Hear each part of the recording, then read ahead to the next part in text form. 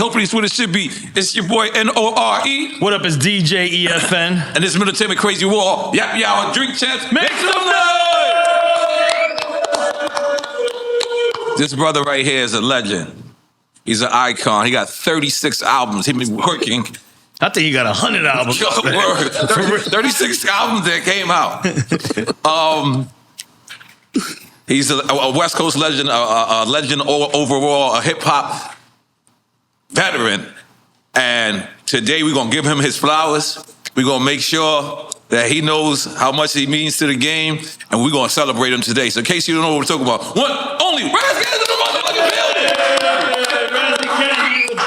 Now, I think that's amazing. You really got 36 albums, bro? I don't know if I got that. Yeah, we counted it. We counted them. Really? Yeah. We counted it. Yeah, I don't know what the fuck I was doing. Since 96, though? Yeah, I just create. So I never kept count. I figured I'd be done. You what? Signed for 5. I thought I'd be out by 4. Right. And you just dropped a new album. Yes, Leopards Eat Face. Okay. What is the difference from coming out in 96 to coming out now? That's a good question. I would say a lot more saturated. Okay. You know, it's just a lot more output. I remember knowing, like, going to the record store and knowing what Def Jam had. Right, yep. You know what I'm saying? What Tommy Boy had. And now it's kind of like everybody's vying for attention. So I kind of look at it like Times Square. It's 1 million billboards. So you got to focus attention. So now you got to make it because you love it. Right. Try your best to promote it and hope, somebody listens. You ever thought you would do it this long? Fuck no. Hell no. Sometimes I'm like, why do you? But you know what it was? I thought, like I said, I thought I'd be done by 4. Life keep lifing. So you just end up having shit to talk about. Now, okay, so now, the Golden State Warriors. Yes. They actually did sue you guys? Yeah. For what? It really did. Because at that time, you guys were selling an imprint? Well, we named ourselves, and I guess we got on the radar. Okay. So Exhibit, the Restless album went platinum, and then all of a sudden they cared. Right. Like, you are not the Golden State Warriors. Right. He's like, but we spelled it differently. It's like, we don't give a fuck. That. Didn't you spell it this They don't care. They don't care? You can't be McDonald's. Yeah, we couldn't be McDonald's. Wow. We were trying. Wow, holy shit. Rest in peace, Saphir. So Rest in peace, Saphir, my is brother. That album exist somewhere? Nah, we did like 5 records, and I'll be honest. My record, it wasn't Capitol at the time. I think it was Transition and Priority Records. Okay, Priority, yeah. They just got a little greedy, man. They fucked that deal off. So I'm always the one that, like, because everybody had different deals. Exhibit was at Loud. I was at Priority. Saphir was at Quincy Jones' label. I forgot the name of it. Quest. He was signed to Quest. And when X popped, the bean counters start coming out. That's not a racist thing I'm talking about. But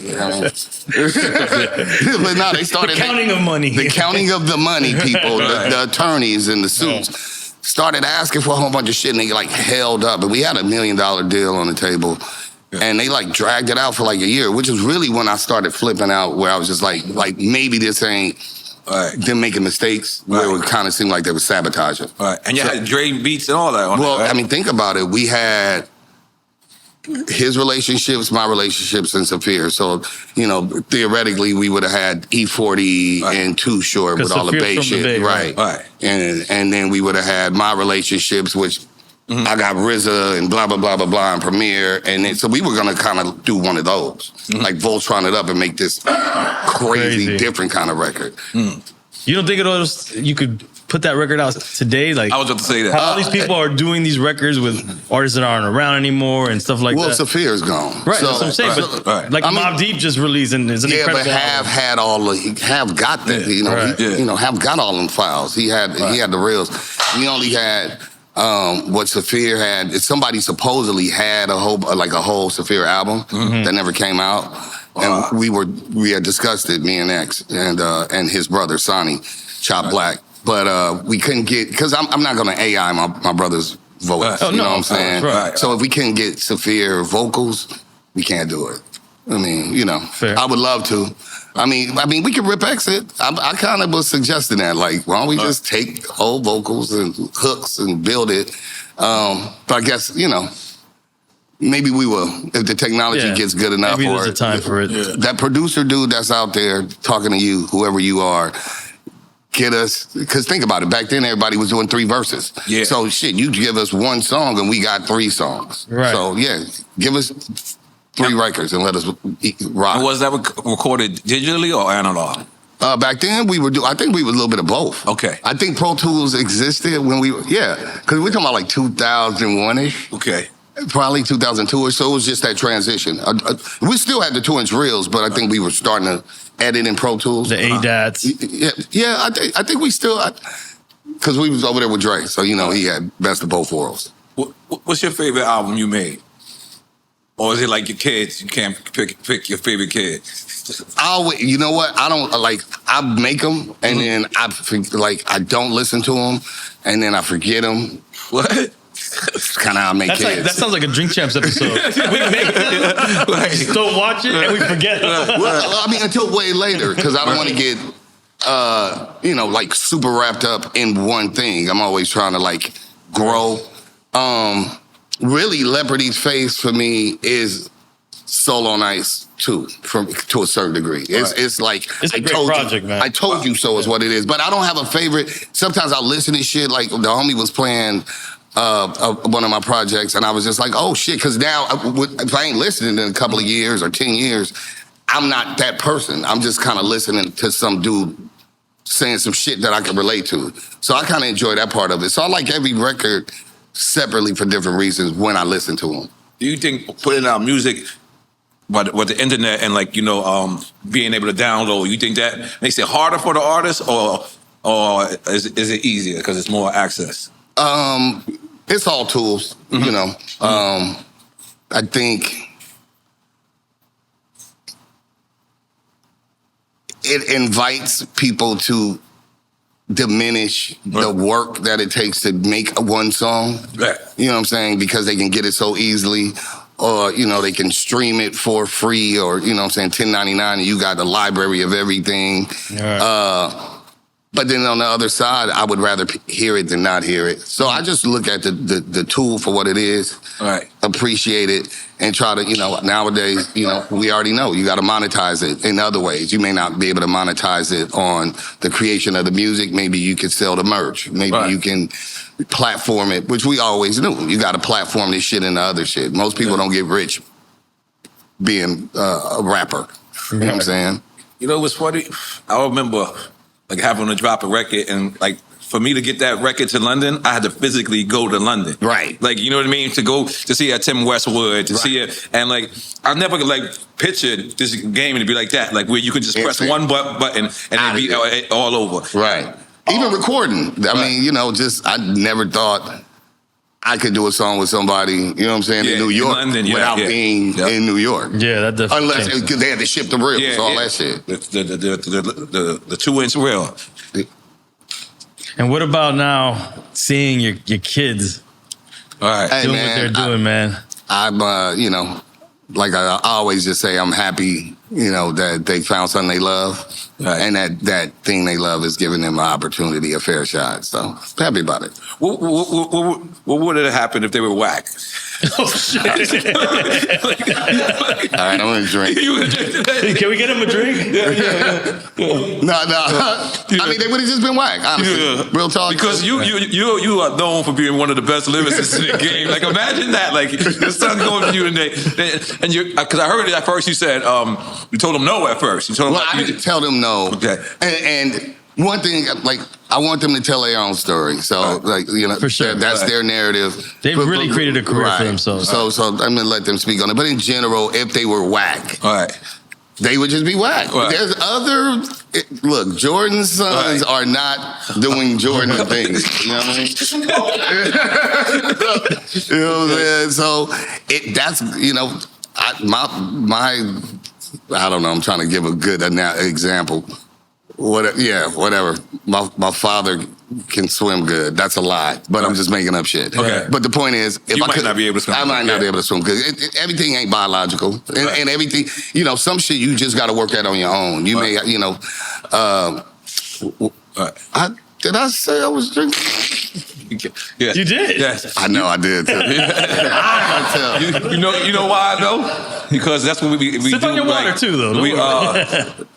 We analyze how the show is going to go by what you're drinking. And like, we know tequila works every time. Like tequila. Is this tequila? No. That's Jameson. Yeah. That's the Jamie. Okay. Yeah, that's the Jameson. Right. So I see you.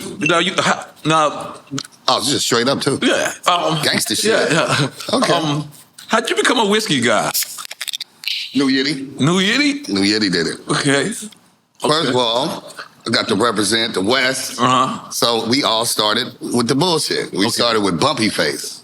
Oh, I don't even know what that is. You don't remember Bumpy Face? Not at all, man. Oh. You were being a good young West Coast what, like kid. Mad Dog? No, Bumpy Face was the gin.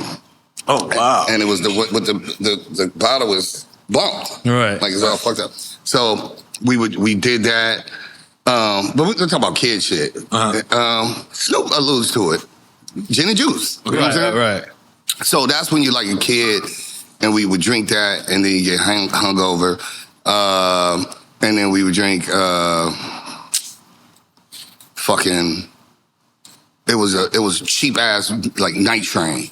And you put Kool-Aid in it. Yeah. So we did that. And basically, then it was Hennessy. Once we finally got some money, I remember Wino gave me some Hennessy. You ever drank Cisco? Of course. I drank it all. I thought it was amazing. I loved it. It was amazing first when we were kids, but not. Oh, yeah, never now. Now when you look back, called it liquid crack. What the fuck was we doing? Yeah, and then we went through the Hennessy phase. Hennessy, I call it jail juice. So you end up...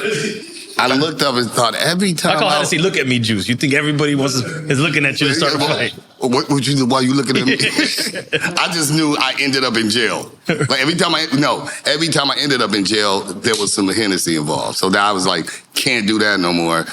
Went through my vodka phase, and then I was somewhere. I was at a bar with like was a whole bunch of fucking Wall Street dudes. Right. And the Wall Street dude was like, yeah, that's the money drink. And I was like, oh, really? And I was like, fuck it. Okay. Yeah, drink Irish, smoke Jamaican.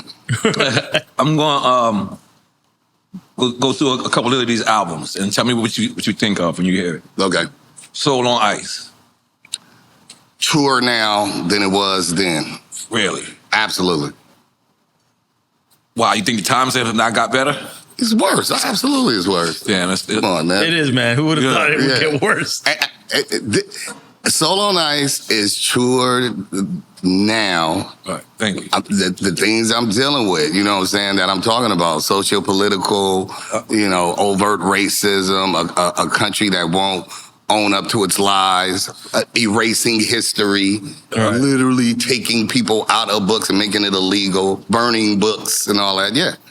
I always said that like 90, maybe 91 to like 95 hip hop lyricism was telling us everything that foreshadowed everything that happened today. Well, I think, the thing, I mean, smarter people than I have said, like, what is it? If you don't learn from history, you're doomed to repeat it. Right.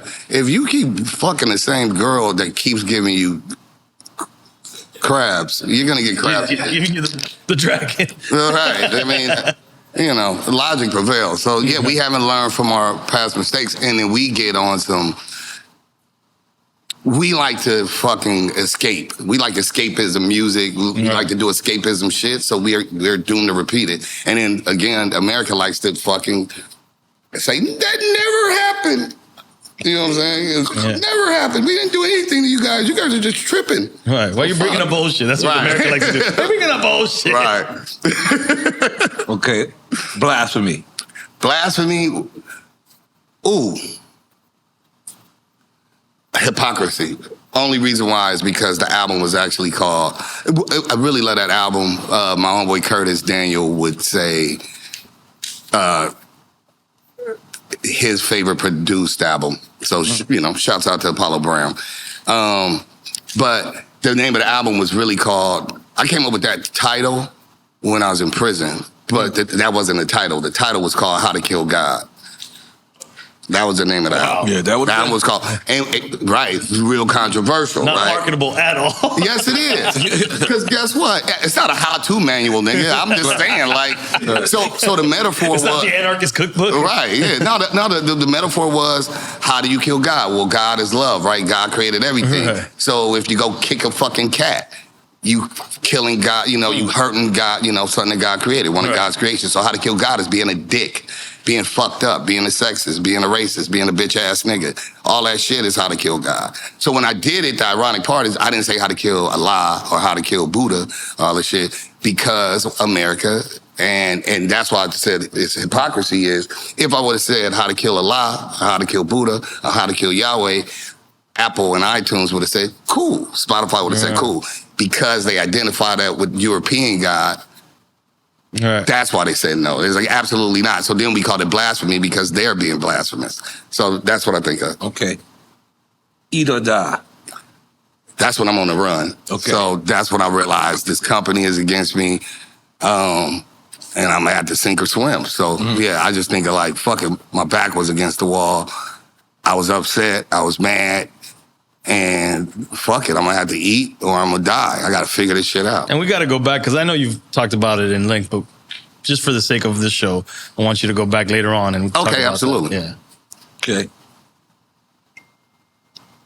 Solo on Ice 2. I feel like it was slept. I mean, well, I always get slept on. I think it was just a great follow-up, and I wasn't trying to make a solo on Ice 2. I'm gonna turn this phone off. I was trying to make something else, which is normally how these records happen. And then I just felt like 5 records in, I was like, I'm making something that is an extension of the first one. So I feel like I did that, and what was that? Like, whatever, our 2023 solo nights, updated production-wise or whatever. So, yeah. Okay. Adidas. All day, I dream about spitting. My only double album, shouts out to Redmatic. And what do I think about it? Yeah, I feel like it was my only double album, which I never felt like, I don't be having the bandwidth for that shit. So I don't know who listened to it, because there was a lot of listening. How did Adidas not get at you if the Golden State Warriors got at you? Well, they always say, if somebody contacts you, then you already did your job. Right. So that means I didn't do my job. Adidas is like, fuck this guy. Adidas, is that before Killer Mike's Adidas? I think so. Yeah, I believe so. Yeah, if they don't hit you, here, I'll give you a prime example. And I get to flex a little bit. This is a good flex. So when I'm working on this album, Ras Assassination, I'm with Dre and I'm playing my intro. The whole intro is kind of basically what we're in. Like, there's this dude that's kind of like a fascist, he's a dictator, and there's no dogs or niggers allowed, none of that. And we're Operation, we gotta get rid of this fascist ruler of America, right? But before that starts, it uses, because you remember the VHS tapes, and it would be like, bing, and now our feature presentation. So I play it for Dre. Now we put all the sonics on, it goes, bling, our feature presentation. My record comes out, crickets. He uses the THX sound. But that shit go diamond. Them niggas came a-knocking. So the whole point is, I'd rather ask for forgiveness than permission. You just do this shit. If it pop and the nigga come get get your money. Yeah, I'm never mad at that. I mean, that can backfire sometimes. Well, no, I've never really watched it backfire. I'll give you another example. But he made the money already. I mean, in the long run, it did work out. I would say. It works. What's his name did it? Master P's son. De La suffered with the sample stuff. But the record sold already. You can't tell a nigga he can't perform the records. Right. You just say, I want all the publishing. So what? It's just not all. Little Romeo, I'm telling you, Master P did it. I watched it in real time. I watched Master P. There was 3 littles back then. Lil Bow Wow, all these little ass niggas. Lil Bow Wow, Lil Romeo, and Lil Zane. This is before the onset of the youngs and the babies. Niggas was little first, then they became young nigga, then baby, now nigga gonna be zygote, whatever the fuck. So, I remember Romeo, Pops, who's Master P, because 2 was on my label, was on Priority Records. So Lil Zane just came off the 112 record on the boat, you know what I'm saying? Platinum. Lil Bow Wow's with Jermaine Dupri and Romeo. Master P wants to sample the Jackson record. Priority Records, the bean counters, the execs is like, never in life. He like, fuck you. He got his own money. Was he on Priority? Well, yeah, that's he had his deal with it, but they're still the execs. But he's like, I don't give a fuck. Master P says, I want to put my son out, and nigga shoots the video, puts out, manufactures, whatever, puts the record out. Michael Jackson say, fuck you. I'm taking 100% of that record. It don't matter. The record gold. The son has a career. He's still touring. Then he gets on the Disney Channel, wherever the fuck it is. So I'd rather ask for forgiveness than permission. A motherfucker gonna out tell you everything that can't go right until you just show him that it went right and here's your bread. Fuck it, I'd rather pay a nigga off and let him get 100% of something than have 100% of nothing. All right. It's real. I still think it's a give and take. Yeah. You haven't given me an example. I'm just saying, think about some people inspired by you know what? Fuck that. I'm gonna take that shit and I'll ask for forgiveness later. I'm just saying for any scenario, it can just not. Maybe not just music. Well, yeah, maybe with. It's certain like. I think I forgot who it was. It was like one of the video game people where they're gonna shut you down immediately. But in this music shit, fuck it. It's the Wild West. Like that's how it was with the mixtape. That's what sampling is. That's how mixtapes were. I had a lawyer. They were like, "Yo, you can't do this." I said, whatever. And went out and I got the cease and desist. You know what I'm saying? Right. But it's too late. You can't put the toothpaste back in the tube, bro. Right. Get that shit out there. Fuck it. If it's fire, it's fire. And then lie and say, you know what? I didn't do it. Yeah. I'll just blame Boris. That part. Yeah. Is it true you and David Banner used to be roommates? Yes. How the hell does this household work? Y'all two rapping motherfuckers. Y'all must have been rapping. Yeah, that's what I'm saying. Like, how does that household work? Man, I love Banner, bro. So this is this Crooked Letters Banner? He lost the deal. This was right after Crooked Letters. Wow. Matter of fact, well, you was on the record. I was on the record. Yeah, bro. What was Firewater, right? Firewater. Yep. Exactly. So the single pops, whatever the label doesn't feel like the album, whatever, he lost the deal. Little do I got the Ghetto Fabulous shit. I got the Dre record. They fumbled the whole record.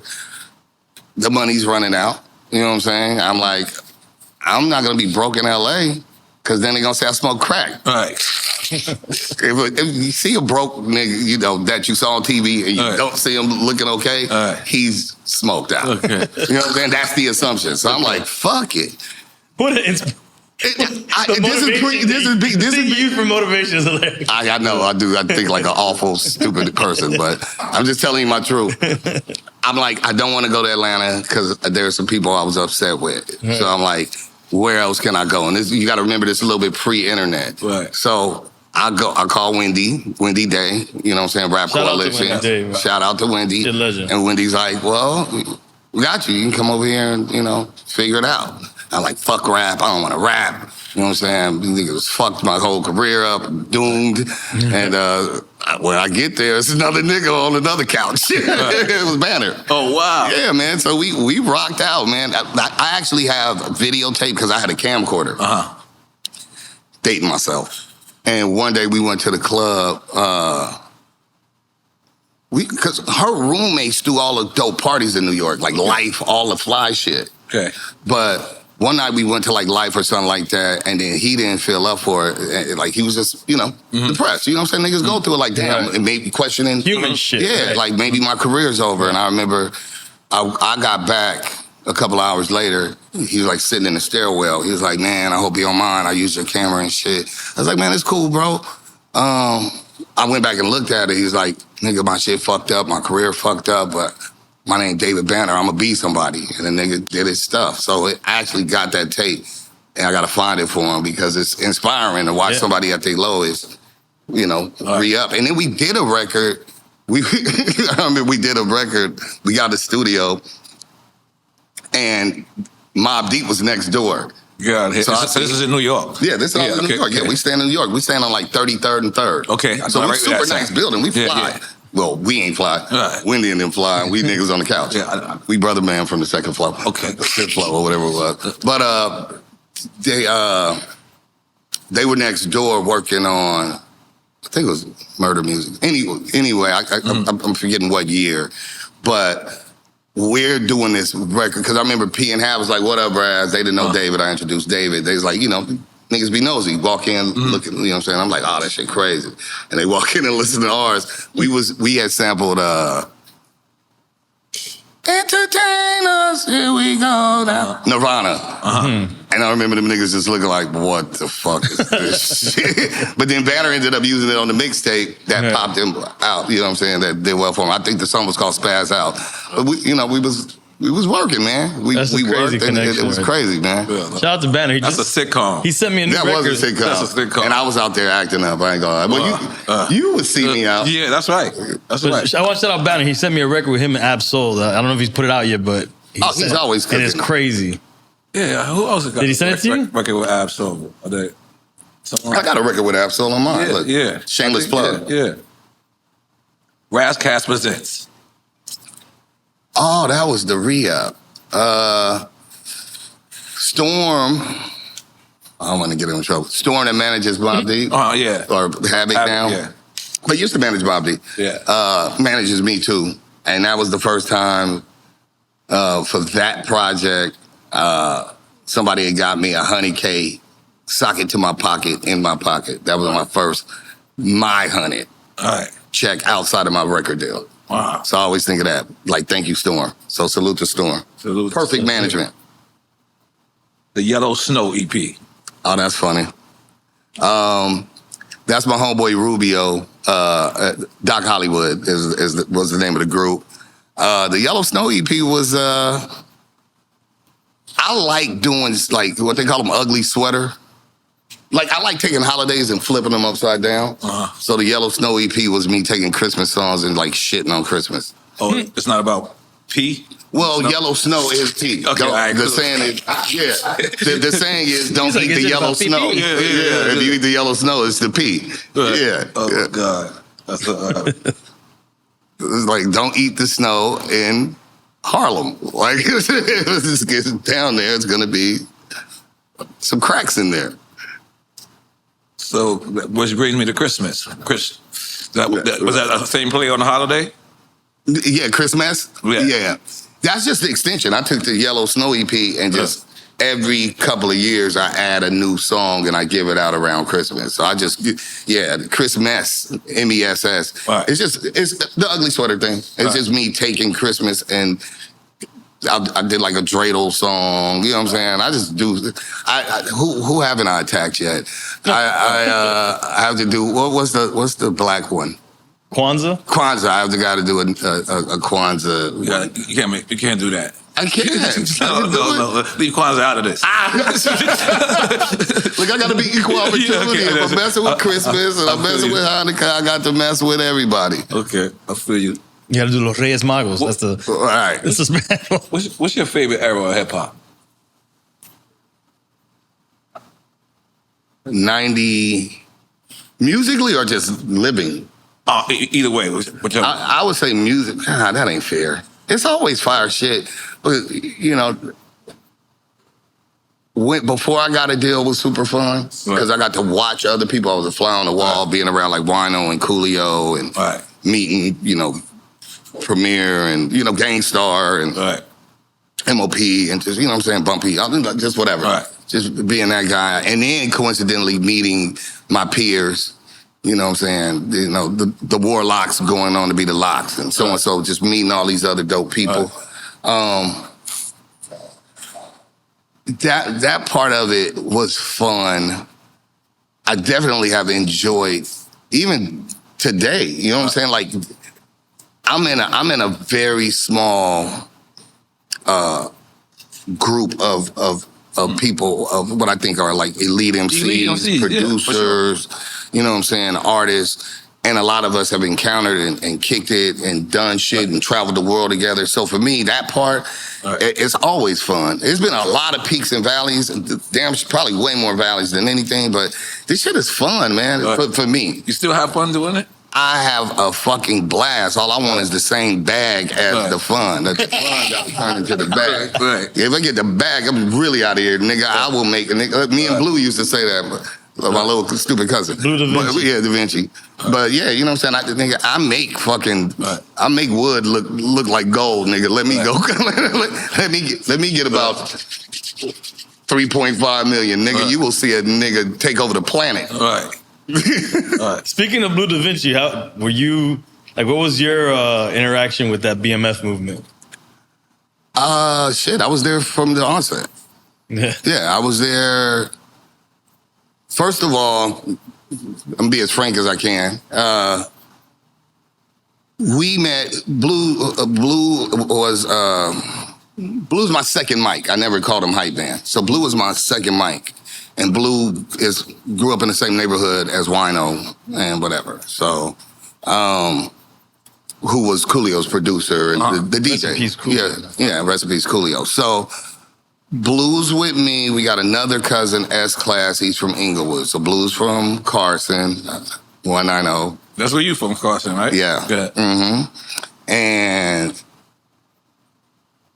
DJ Pooh loved Blue.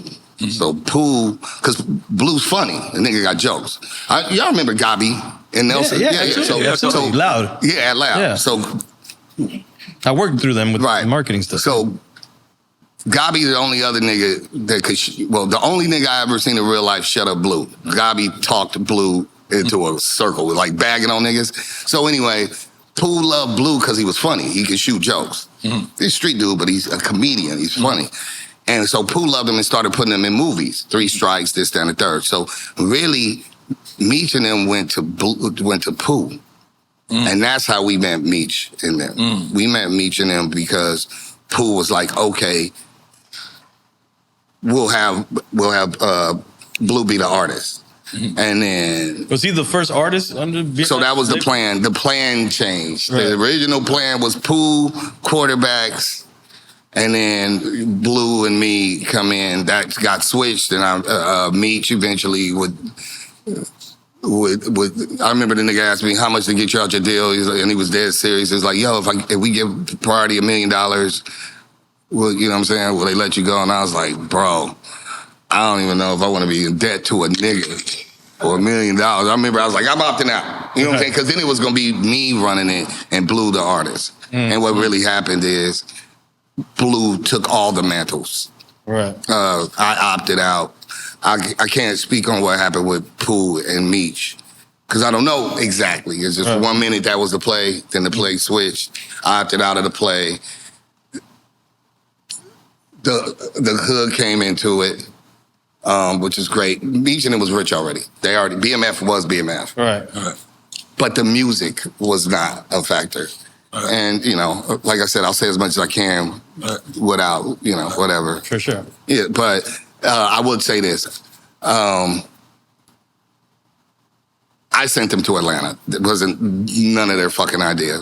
We got patchworks. Okay. So if you come to LA, why would you go to Atlanta? So it was my idea to, like, take it to Atlanta. Because LA, niggas is going to be trying to figure out where y'all getting this money from, who is y'all niggas, and then niggas going to start running in, trying to shoot up shit. First, they're going to start as a homie, which is the extortion bit that happens to most rap niggas that go out talking tough shit in L.A. You're going to get extorted. Oh. And the next one, they really just going to come on your helmet. And the third wave is they send a bitch at you. She going to give you some pussy, and then she going to lock the door one day. And that's happened to niggas, too, in L.A. So what you don't want to do is be out there looking like, that's anywhere, though. Right. Don't come out looking like steak. Right. You know what I'm saying? And a whole bunch of starving parvo wolves and shit. Right. And you like, oh, look at my fucking bloody steak train. Yeah. Okay, nigga gonna come get you. Yeah. So my suggestion was take that shit. My quote was take it to the Woadies. I was like, go out with the Woadies, take that shit to Atlanta. Because these niggas is already asking questions. There was a whole bunch of other shit happening that, like I said, I don't want to speak on. And so they went to Atlanta, and then fast forward 2 years later, I'm getting the report card. And it was not good. I was in the pen already. Like, Jeezy did this, so-and-so, they beat up. I'm like, bro, you cannot be... Can't throw after parties after not guilty verdicts and shit with elephants. I was like, don't do it. You bring all this attention. There was a lot of shenanigans. Great. So you were in when that was started popping up. Yeah. Go there. I see them. And then I go to New York. And then I have to go to Vegas. I get locked up in Vegas. And fast forward by 2003-ish, 4, I'm getting the report card of the shenanigans. And I'm like, don't do the shenanigans. First of all, you can't put a billboard when you're leaving the airport, when you go into the airport and leaving it, in front of Jermaine Dupri and says, the world is BMF's. I'm like, you ain't put on no music. What the fuck is the music, nigga? I was like, sell a hot dog or something, nigga. Do something. Y'all niggas cannot explain, whatever. But they went for it. Ultimately, at the end of the day, I always want Meech, and like I said, my other cousin and the gang of my homies were in our BMF. You know what I'm saying? Right. And the worst part is that there's a lot of money. Nigga set black people back by 25 years. Nigga, that was a lot of fucking money. And not having those relationships, those people not having a relationship. And I'm not mad at Fifth, but you know what I'm saying? Like, that wasn't supposed to be a documentary. That's supposed to just be, other people keep it together and get the bag. And we couldn't keep it together, or they couldn't keep it together. But that was a poor execution of a fucking amazing opportunity that could have paid a lot of people. So I look at it like, damn, Fifth got a documentary and a TV show out of it, but that shit was supposed to be incredible. How did you avoid gangbanging, being from where you're from? I don't think you avoid it. Right. Anybody that tells you have to step into a gang is a fucking liar. Right. You know what I mean? Like, we all grow up somewhere. So I always liken it to like the Kendrick skit, because I think it's so visceral. I relived that shit, like on the Good Kid, Mad City shit, where he's just like, where your mama from? Where your grandmama from? Like, that's LA. Like, you're gonna get pressed if somebody, especially if you stick out like a sore thumb. Right. Somebody's gonna be like, well, why are you over here? You know what I mean?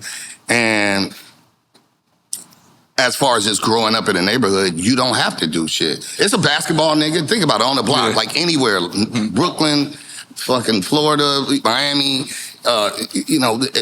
anywhere that you're at, it's a comedy dude. It's somebody that's funny on your block. It's somebody who play basketball. It's a real straight-laced dude that might be the police. He might be a crooked cop, but it's a straight-laced dude. It's the one all the girls like. Right, you know what I'm saying? It's like the pretty boy nigga that all the girls like. It's usually a gay nigga too. It's just all these different people. So that's a regular street in LA. What they did was they created this narrative that in LA you had to do it, and that's what we thought. Yeah, we thought that it sells good. It sells and it's great, and Boys in the Hood, but that's actors, and some of them niggas ain't even from LA. A lot of them is from New York, and so that's this narrative that. You're forced. The times I would assume you'd be forced to, and you're not even forced, is because your pops, and not that he forced you. It's just you associate, or your older brother. So I know a lot of people who stepped in because they bro did. You know what I'm saying? Or their father was. So it's like this is calm on second nature. But nobody, when you're like 10, says you gotta do it. Nobody never says that shit. I ain't gonna lie to you, being an outsider. That shit look fun. It is. I would assume. Until it ain't. Yeah. Like when I used to see like NWA and like they rocking, I used to be like, oh shit, that shit was so different to us. Gangsters in black. There is no, They didn't. They represented. They're a construct. They're a concept, and I'm not disrespecting them. I'm just saying there are gangs. You wear the wrong. He was a Crip, right? Yeah, he was. You know what I'm saying? But he didn't rep it though like that. Right. Like, I mean, on to the public. Right. More people started stepping in, just saying like cuz and blood, like the young niggas is really outside. And then we got a third factor. We got Southsiders. We got Mexicans. Right. And that's a whole different factor. Yeah. So it's like this whole gang shit, motherfuckers got it fucked up like it's just Bloods and Crips. You got these Southsiders, and they don't want you around there. And they hopping out with K's on niggas. You don't think the most overt version of like putting it out there was banging on wax? I feel like that's the first. Well, that was the first, right? You know, but here's the rub on that.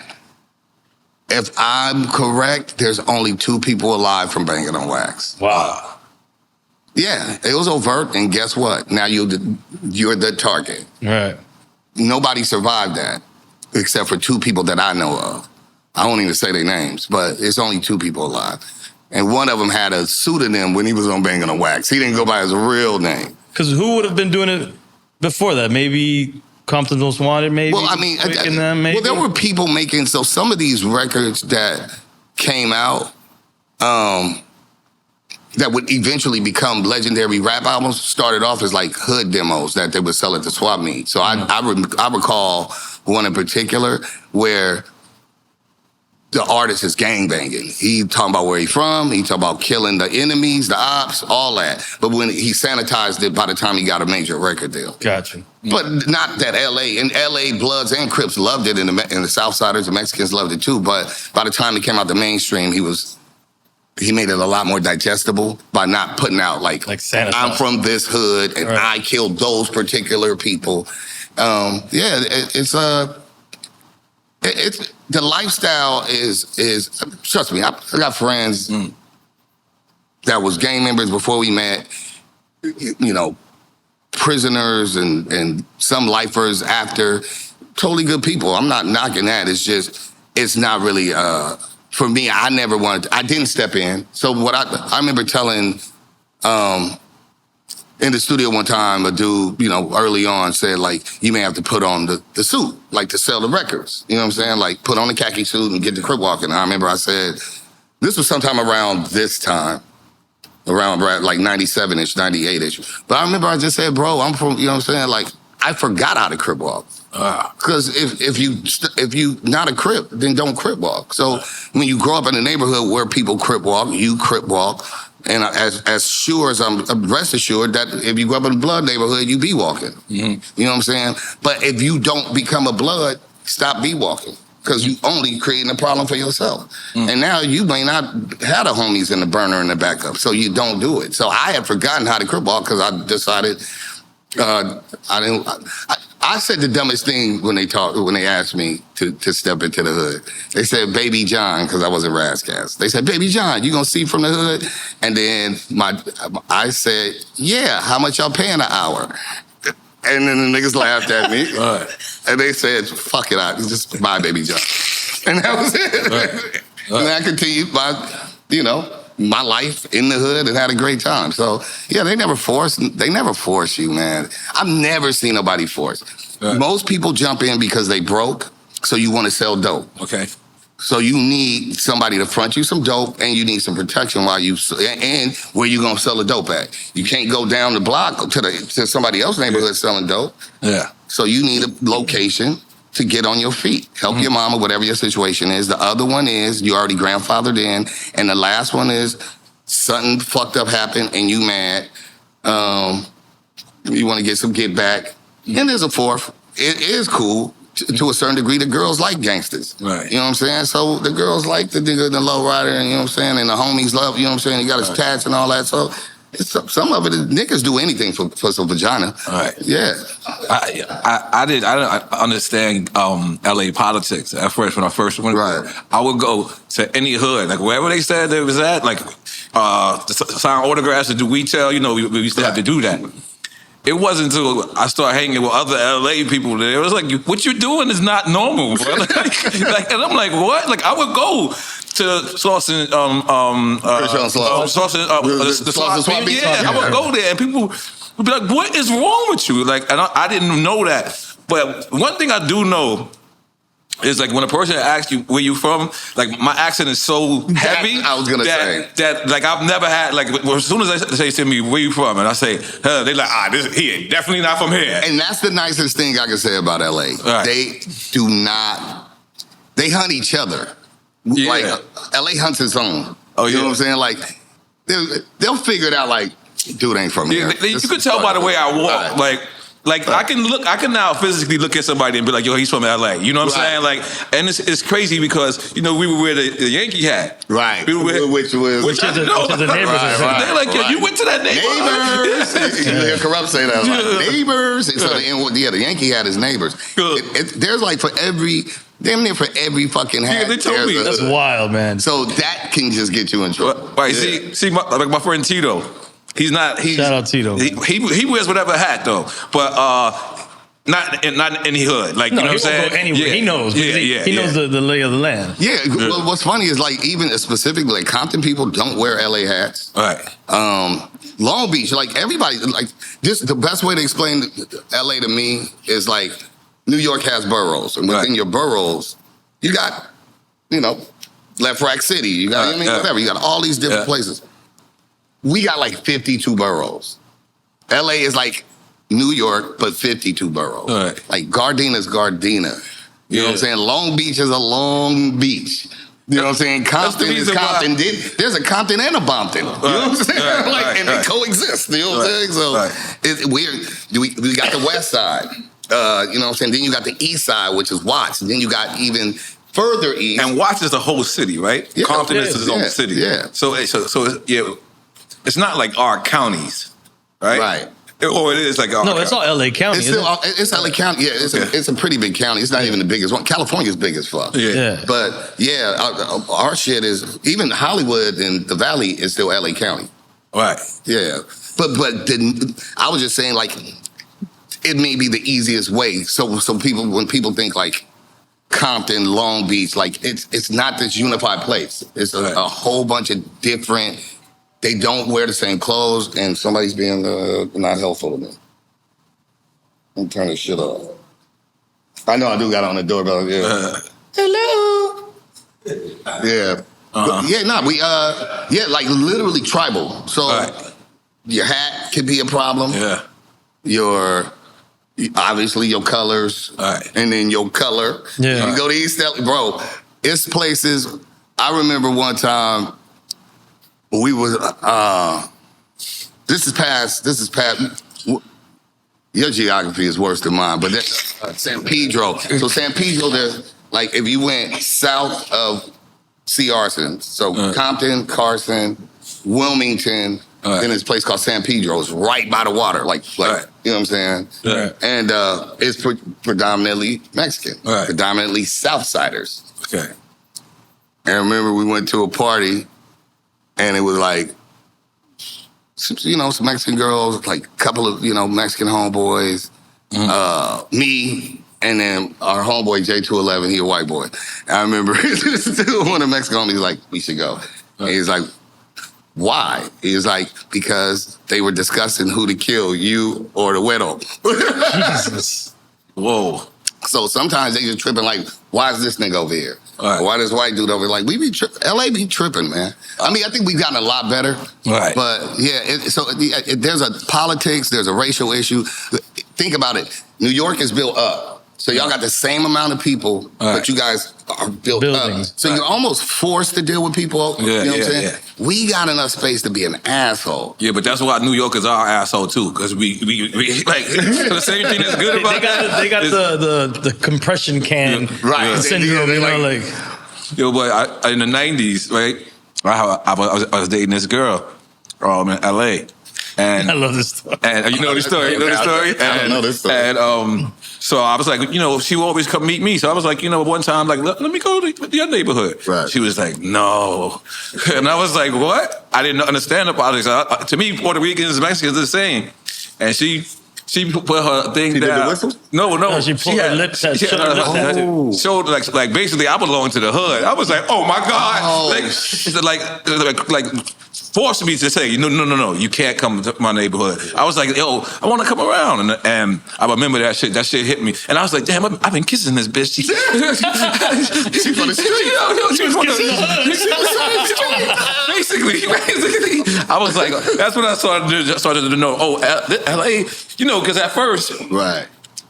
We thinking everywhere is just like because it's the same people everywhere. But when you start to know that politics is real. But I gotta admire you for that because it's like so easy to go that route. Like, you know what I'm saying? Like the fact that you stay like, because you ain't never want to at one point, like say, man, I asked. You asked? I asked Battle Cat.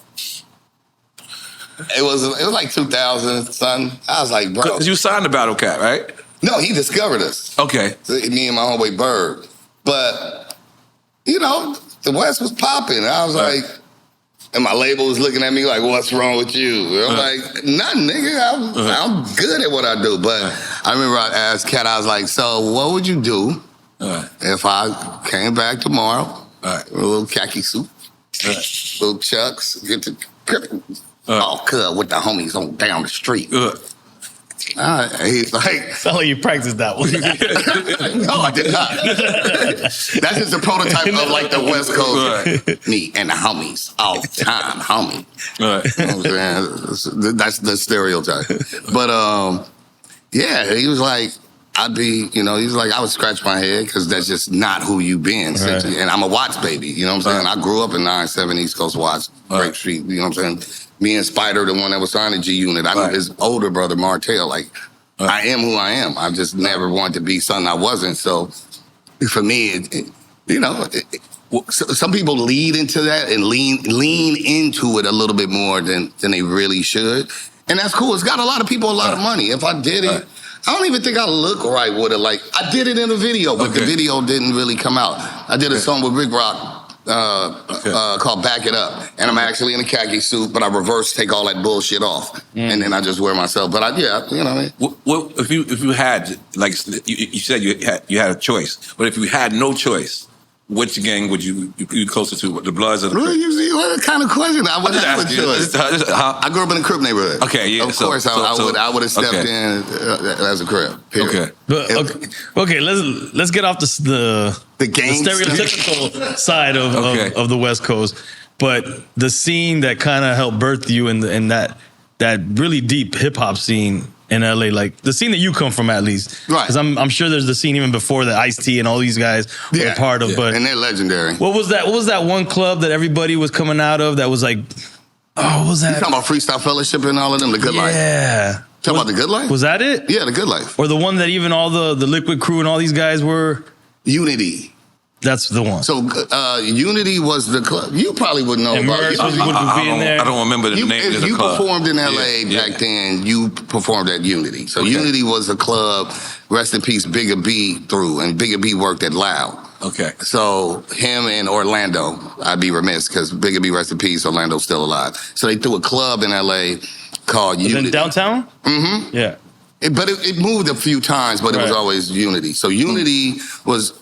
First of all, wasn't nobody really getting no daytime radio. So it was kind of like the Wake Up Show was your one shot. At this point, it was only the Wake Up Show. It was Sway and Tech. Before that, it was Mike Nardone and King M's. And then they closed their show off. Julio G wasn't on? Oh, I'm sorry. Gotta give Julio G his props. Yeah. Julio G was setting it off. He's actually even before. Yeah, that's he's like with K-Day and Mix Masters. Julio G. And then they kind of folded all that stuff. And then the next, I would say the next era of rap radio became, thank you for giving me that too. Salute Julio G. But then it became Unity. That was like the only outlet to perform. Okay. So yeah, that's where everybody, like, that's the first time I ever got a show. Right. I opened up, I had a demo, I had a white label record called Remain Anonymous, Won't Catch Me Running. It got some support on college radio and all that. And then I got booked and nigga gave me some money and I was like, I'm all in. Because I was just fanning. I was a fan, and I didn't know people really did get. I didn't think I was gonna get some money for rapping. And I did the show, but yeah, that was like the Biggie. The first shows Biggie did. The first shows like Wu-Tang because he had Loud. So Mobb Deep. But everybody that was like coming to LA, if you wasn't like Cool J, Salt and Pepper, or some shit like that, and you first new artists. You was doing Unity. Wow. Because I like to bring that up because we talk about all the gangbanging side, but just like I say about Miami, like we had a thriving hip hop scene with B-boys, B-girls. I made it, like Miami Life. Turntablists. Well, we got to talk about that too. But LA has the illest turntablists, the illest B-boys and B-girls. The graffiti scene is crazy, so it had all those elements that was a big part of the LA scene. Yeah, absolutely. We definitely had a great scene, and a lot of the people still have, Yeah. Well, we still do. I wanted to also add on to that is that hip hop for us, we saw the beat streets and the crushed grooves, and we started doing it literally. Mm-hmm. So a lot of my friends and how I even met most of my friends was because they had bopper clubs. Mm-hmm. So the teeny boppers, like, you know what I'm saying? Like, you couldn't be 21. You had to be younger than 21. And they had one in Long Beach, whatever. So while we started, like breakdancing, like they called it housing in LA. So we was dancing and breaking.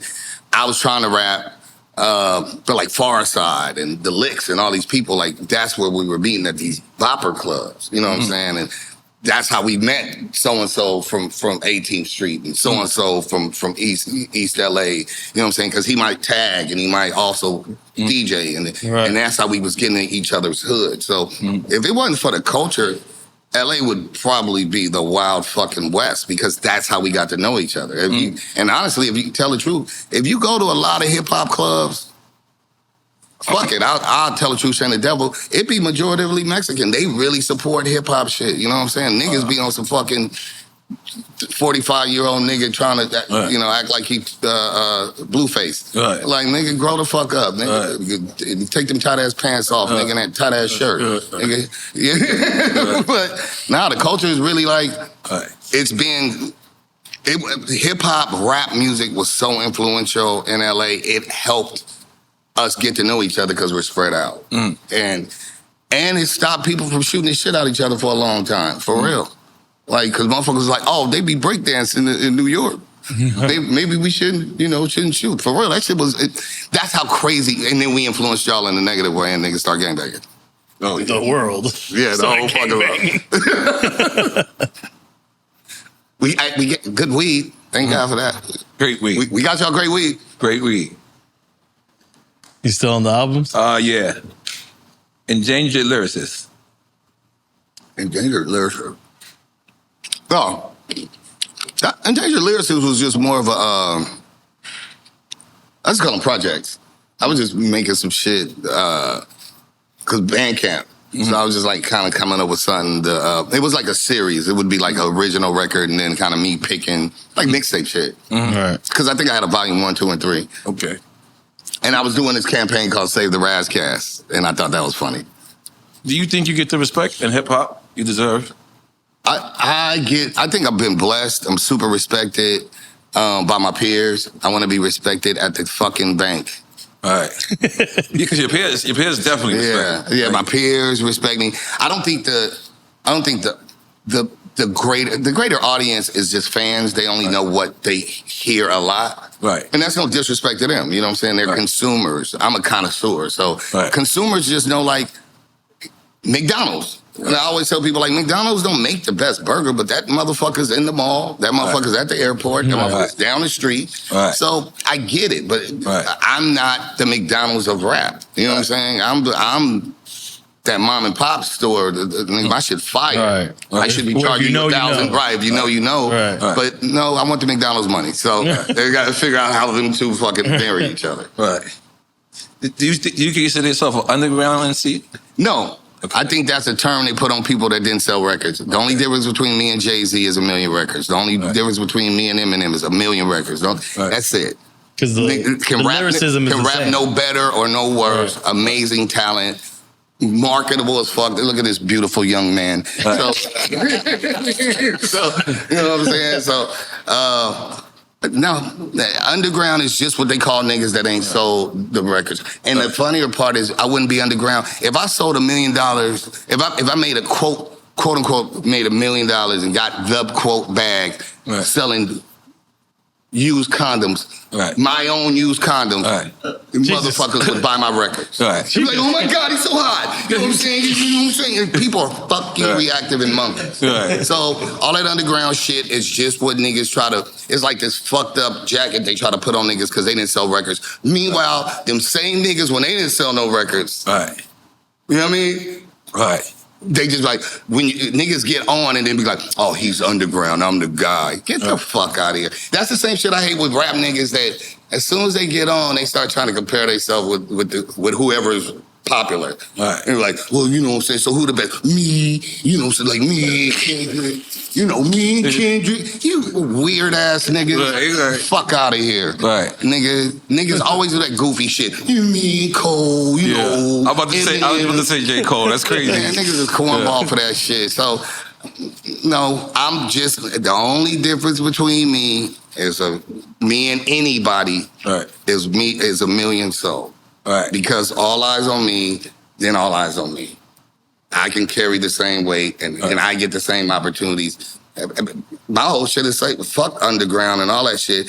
Skill set. This shit ain't called what bitch you dating. This shit ain't called what other businesses you got. This shit called rap. Rap is the only thing where niggas tell you too good at it. All right. I've never heard a nigga say, Jordan dunked too much. Right. LeBron was dunking all the time. Right. The fuck is wrong with these niggas? So literally, he drove the car too fast in the F1. That nigga was, the fuck? It's the corniest shit ever. Like, niggas need to stop. I'm talking to you, all you niggas out there. Just talk to him. Stop that cool ass shit. That shit corny, bro. How you over rap? And nigga, that just means I'm better than you. I was just about to say that's what it is. I think that, like, do you think you're smarter than the audience? Because when you my body language already gave that away. But shouldn't the artist be better than the audience is listening to an extent? They told me never to think. Don't talk down to my audience. So you don't have to I talk never down. have. You can inspire. You don't have to talk down. My assumption was that these people selling you fuck shit, and I'm trying to sell you some real shit. And I've always tried to tell my audience that, hey, I'm talking to you on some real shit. And then my audience said, you know what? I like this fuck shit. All right. That ain't my fault. But yeah, of course, that can make you disillusioned with the business. Again, these people are consumers. They're not connoisseurs. You know what I'm saying? So they know McDonald's. I can't get mad because a kid is like, I want a Happy Meal. They want what the fuck they want. They've been trained that way. Could you imagine people who like rock saying Springsteen, where the drummer and the guitarist are all novice, just like the audience? That would be the craziest music, bro. It'd be awful. That's why we listen to awful rap. Come on, man. A lot of these people sound like they went in with no metronome and just said some shit, and then the nigga just played a beat and whatever. Then they just like spin the wheel and pick the tempo. Yeah, it's just trash. And everybody's playing political fucking reindeer games trying to act like it's cool because somebody put some money behind it. Dumb is, we are living in, you remember that movie? What's that fuck? Idiocracy? Yeah, exactly. Idiocracy. It's got electrolytes. Yeah. We're in Idiocracy, bro. No, we definitely are in Idiocracy. I can't believe you know about that movie. That's one of my favorite movies. You know what's crazy? They didn't put it out because they thought it was too dumb that people wouldn't get it, and then they were right.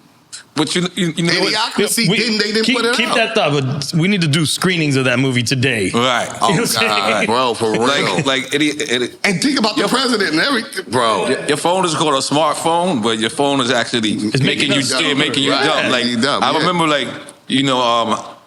having to make a call. I used to have to remember the number. Facts. You know what I mean?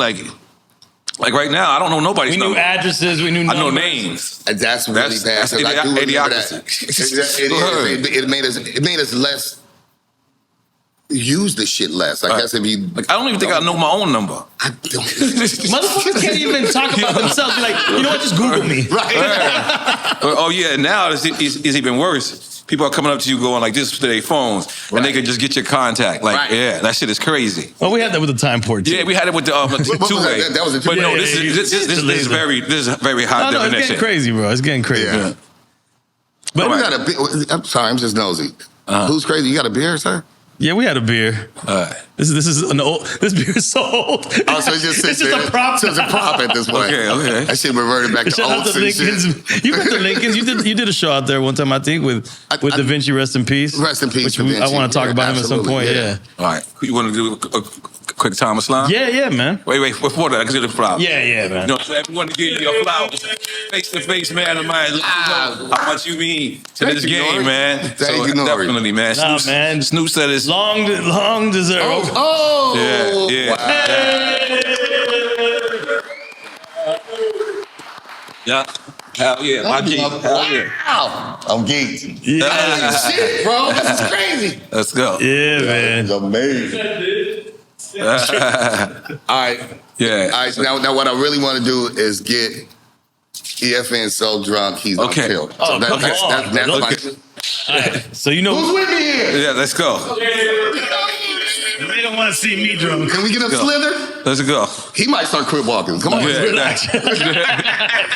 So this is our drinking game. Do you know the rules or no? Yeah, I do. You kind of do? Don't wait. Don't.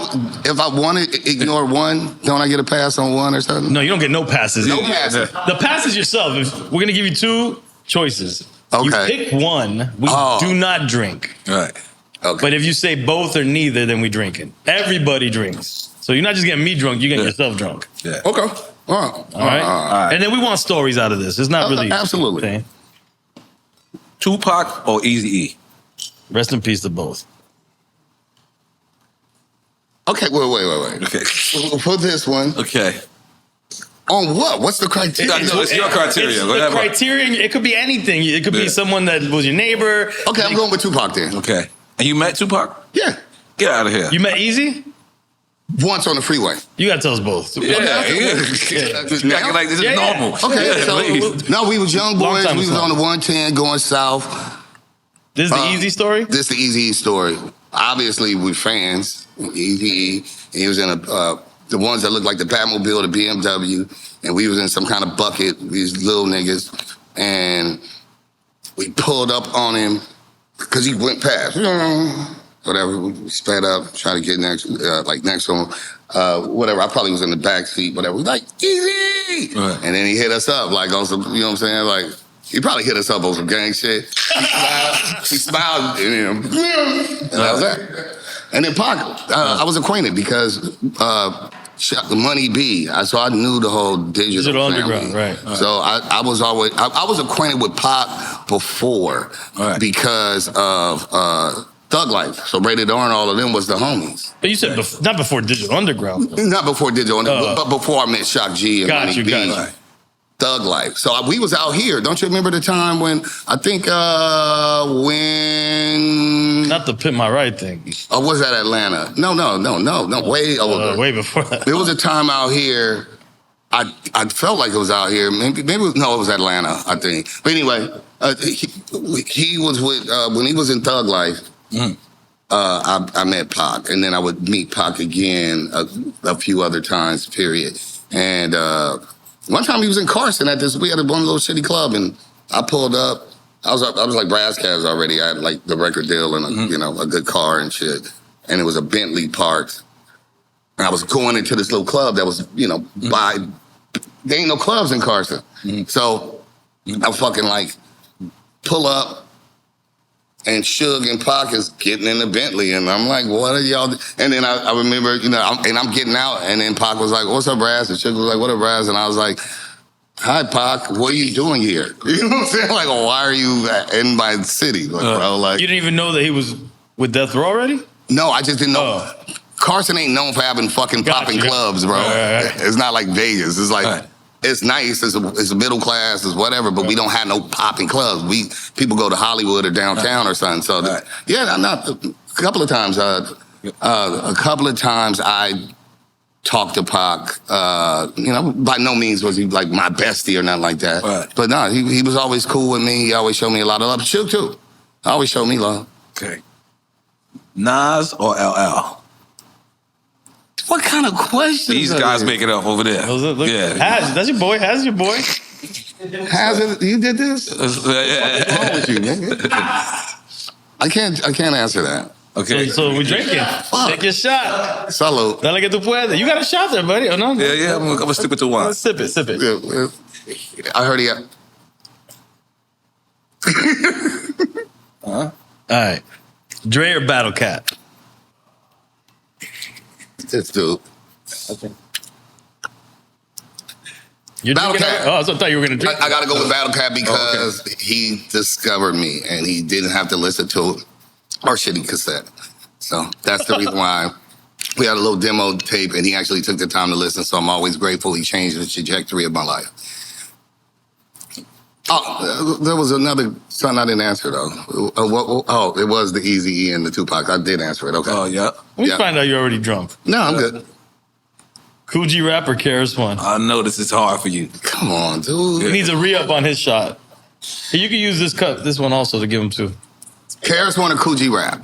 Is that what you're asking? Yeah. I'm biased. KRS-One's my favorite rapper. And I'm going on this tour. He just told me I was getting to go on the Euro tour, the My Philosophy European tour. Oh, yeah. Start next month. So I'm Let's make some noise for that. Hell yeah. Thank you. The Alcoholics or Cypress Hill? Why are you coming up with these? You're like, It's different, Ass, man. you're like this part of your finger or this part of your finger. I don't know. I love them. Everybody you mentioned, I love and respect.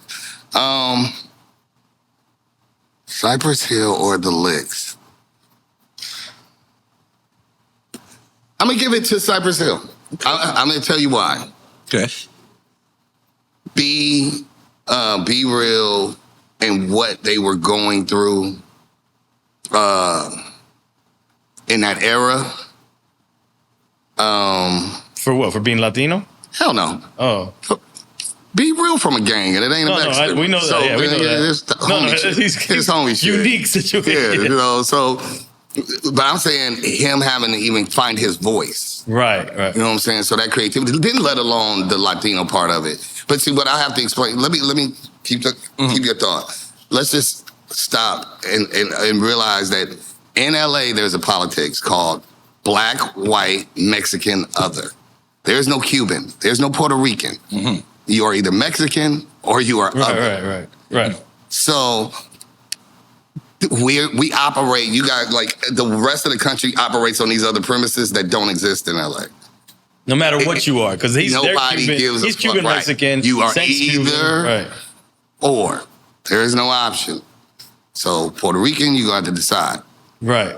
Along those lines. You're going to be a Mexican or you're going to be an other, which means you with the niggas. Mm-hmm. So having people like B and them having to step up and to try to be honest with themselves, like, hey, I'm a Latino, and you know what I'm saying, and I speak Spanish or whatever. That's dope in how they were able to survive it, and hopefully that gave some inspiration and brings all of us together. Yeah. You know what I'm saying? But nobody ever wants to tell the truth, and that's why there's so many misconceptions. But go to jail, and you will find out. I've had to watch. Right. Well, there's underneath that, there's paisa and all this other stuff in prison. But yeah, those are the general rules. Nobody cares if you're Filipino or whatever. You are other, and you with them niggas. All right. You a Jew, you with them niggas. Now, hopefully, with what's horribly going on with our country, that even our Mexicano understand, like, we all niggas, bro. They don't like us, so I hope we get there. Okay, and I just thought about it the other day. They really had a hit record called "If I Could Just Kill a Man." You know who's? I was thinking about that. I was like, how did they let them get away with that back in the day? It was a great era in hip hop. My boy Paul, Drink Champ Sports, he put me onto it in high school, and I was like, no fucking way they have a record. Yeah, you didn't know that? No. This is when it's fresh, brand new, fresh. You know, I'm like, no way they called it that record. I heard it was insane. I heard their demo because I had a deal that I fucked off, or I had a couple of deal opportunities early on, and then I remember, back then you get the tape, so I got like Redman's, you know what I'm saying, album, like cassettes, like industry shit. Niggas is already, they're working on albums, they're sending people shit out.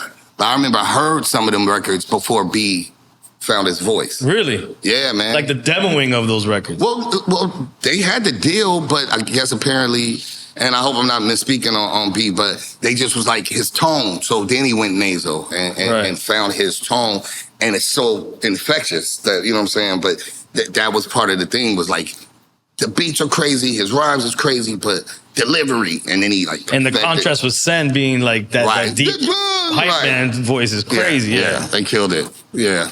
Shout out to Muggs with the beats. Like those beats are insane. And Sen was Cuban, right? Sen is Cuban. Full Cuban. Yeah. He's full Cuban. B-Real's Cuban Mexican. And I believe Muggs is Italian, I believe. I believe so. Yeah. All right. Shout out to Cypress Hill. Salute to Cypress Hill.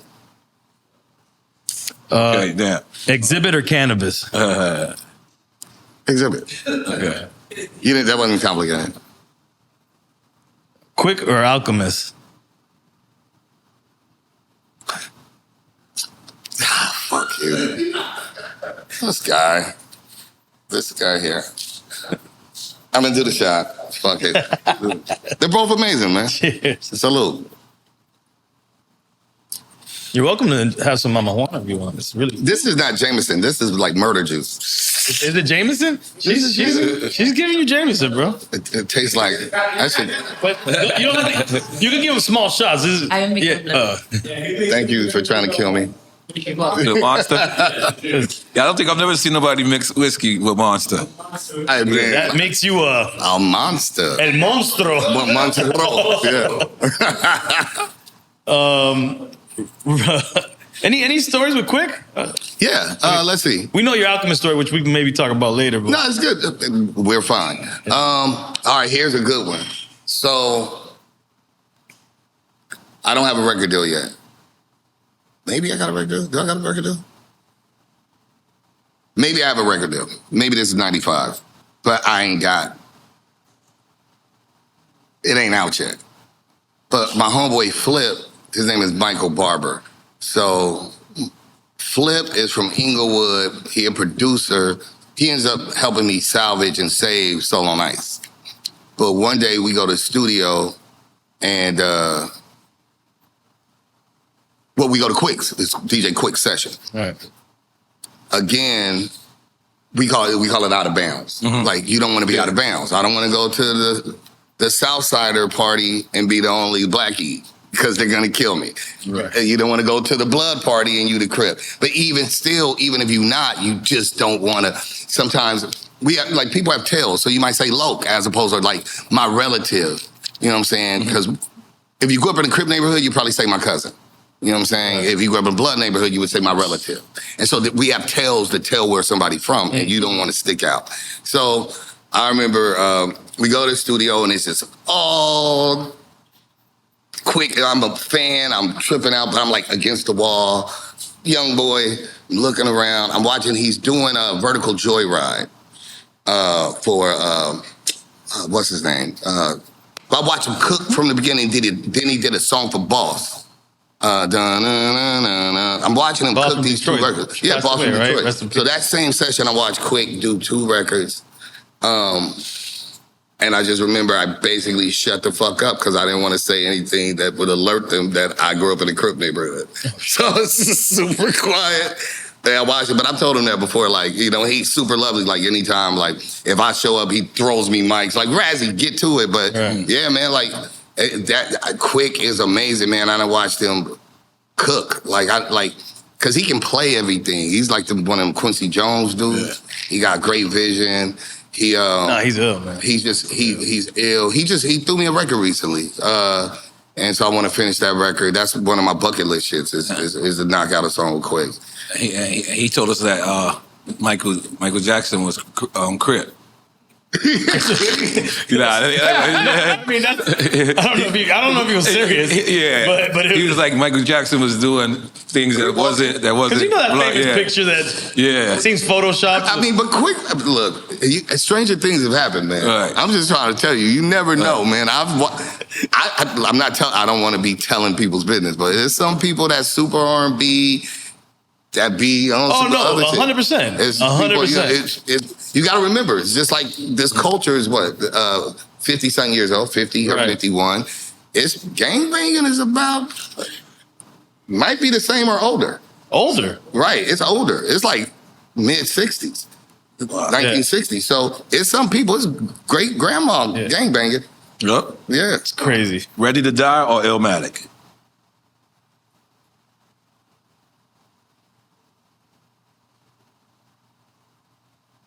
I cannot disrespect neither one of them 2 albums. I think they're just incredible. Yeah, me too. Take your shot. Salute. One complaint about Ready to Die. I had the demo tape.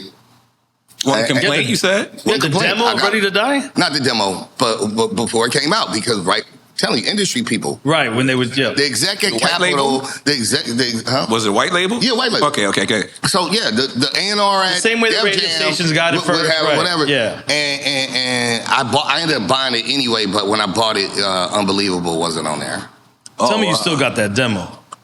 No, I lost all that shit. You should have kept that shit, bro. I mean, life be life, and bro, I lost so much shit that's invaluable. But yeah, nah, that was my only complaint buying the album. But I bought the white label on 125th Street. Right. I lost all that shit, but yeah, I just thought that record was incredible. The song hit list on this album is to honor Biggie. That's why I made that hit list. Oh no, on your new on Leopards Eat Face. It's taking the R&B sample and creating an ill record off of it. Yeah. New York or Miami? I'm not getting killed in Miami, nigga. Miami life. Miami life, yeah. Y'all gave me love out here. No, I was just kidding. New York did too. Come on, N.O.R.E, that's fucked up. No, that's not me. How you did that? Like, this is not a good question. Do you want to go back and say both? Both. Yeah. I did. Roll that shit back. Take a fuck it. Okay. Outkast or UGK? Both legendary. And I'm such a big fan and have great experiences, but indelibly, kind of my peers is Outkast, rest in peace, Rico, and I just really, it's a hard lean towards Outkast. Did you work with the Dungeon Family? Mm-hmm. I did a record. I did for the 50th of hip hop. I rhymed over an Outkast record and talked to Rico and everybody. Like maybe 2 or 3 months before he passed away. Me, him, Curtis from Patchworks, and yeah, man. Like I was in the studio when they was working on AT Aliens, I think. I was at Dark, Dallas Austin. Yeah, wow. Yeah, bro. We all come across each other. So yeah, I was in the studio shooting pool. They actually asked me to be on that record. I wasn't in Atlanta enough, and stupid me. I would have loved to have been on that record. And that shit, I'm sure that happened to you. Them times where you didn't take advantage of the opportunity. Mm-hmm. You know what I'm saying? Somebody showing love, like Pun did that to me. Mm-hmm. And would be like, yo, come, you know what I'm saying? Like, come to the studio. Pun told you? Yeah. Yeah, bro. And you didn't take advantage of it? LA, you and Pun would have been crazy. LA, first of all, LA don't know how to say thank you. LA niggas still don't know how to say thank you. LA niggas don't even know how to tell you they like your music. All right. Nigga be like, not like I'm on your dick or nothing, you know what I'm saying? You know, like niggas preface everything fucked up. Like, because we don't know how to. That sounds like everybody though, to be honest with you. Men, period, alphas. But I'm just saying, like, LA got it real, like, we don't know how. So when Pun did it more than once, and I just remember, like, I was just like, but you're Pun and I buy your record, so I don't understand why you're being nice to me. Because I'm a fan, and I don't know how to accept you being this cool. You know what I'm saying? Like, I remember N.O.R.E. Mm-hmm. I remember it was your party. Okay. Oh, at the Pun, when you met Pun? No, I'm talking about the time you was like, okay. It was your party that you blocked off in New York. Okay. You said some hilarious shit. The Mirage? Was it the Mirage? It was downtown, or you don't remember? I think it was downtown. Okay. But I just remember I was outside, and they had, you know how they always had the little, like the police had the little blue little blocker shits. Mm-hmm. So nobody else could get in, you know what I'm saying? If you didn't already get in, you know what I'm saying? Get the fuck out of here. And then N.O.R.E. pulls up. You said something about somebody else, and then you was like, Ras Kass. You come, and I was like, you said it with that accent? Ras Kass. He's like French and shit. Ras Kass. Because KRS-One, Ras. I think N.O.R.E. was like, Ras. He's like, you coming in? This is like, this is what? That's 98 then. Yeah. That's 98. 98. Yeah. And he got me into his own party. All right. I'm outside, nigga. It was like a couple of rap niggas. I'm like, a little stupid. I'm like, I want to go in there. That's popping. Make some noise for N.O.R.E. He was. N.O.R.E. got me into this party, man. And it was lit. Boys in the Hood or Menace to Society? Oh, yeah. Whew. Boy, no. Menace, just because Menace went up. Two-part question, why? Which one is closer to LA real life? I just like Menace because niggas was tearing shit up. Like, and this is old dog, right? Boys in the Hood was a more positive story to me in the sense of you think it was more realistic, more grounded at least.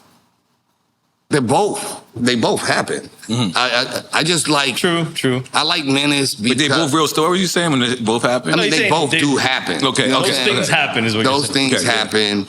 There's an enemy, and there's go over there. There's an old dog. There is an old dog. There's the smoker. Yeah. All right. You know what I'm saying? The Boys in the Hood, I do like it because there's a strong father figure. So it's not always somebody fucking up because they don't have a dad. Larry Fishman, you know what I'm right? saying? Even though he's the same age as his son, but it's okay. It was? Remember that was the whole thing they used to say that they look the same age. Oh shit! I didn't even remember that. You doing Don't Be a Menace. But you don't remember that? That's why they made that joke. I know, right? Off subject. Don't Be a Menace when they walked in the liquor store was Don't the Be a best Menace part. is dope, man. Oh yeah. Don't Be a Menace when they walked in the liquor store and the shit said nigger is the best part of it. All right. The Wayans brothers are the best. Anyway, that's a whole different thing. Okay. So you pick Menace then? I'm gonna pick Menace just because it was about sliding. Okay. Like, and then Saphir was in it. True. Saphir would get he was ill in there.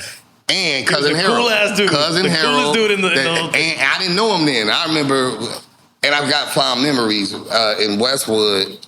You know Westwood. Yeah. So the night that movie came out, it was a weekend, like a Friday, stupid kid shit. We went to it's like thousands of kids they were sold out.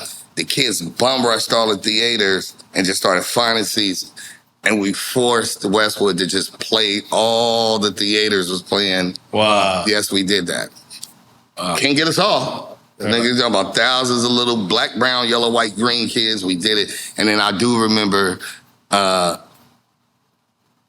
Saphir's part, and I was like, that was gangster. Yeah, between him and MC8. Right. Gangster shit. Yeah. I was like, that shit was like, and even the Twitch, I remember the Twitch, I was like, shit. And then I would go on to meet bro and him being my brother. That's wild, you didn't know him then. That's crazy. Killer Priest or Corrupt?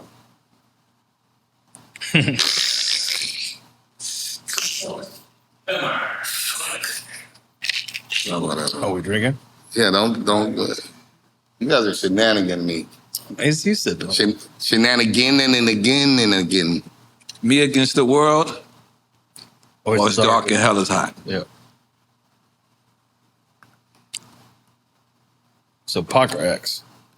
Let's see. Me Against the World. Can I Google? Can I get a lifeline? What do you want to Google? What show am I on right now? Track listing? No, exactly. Wait, Me Against the World's got Temptations, right? Yep. Yeah, fuck that. It's gotta be. But I mean, listen. I'm a fan.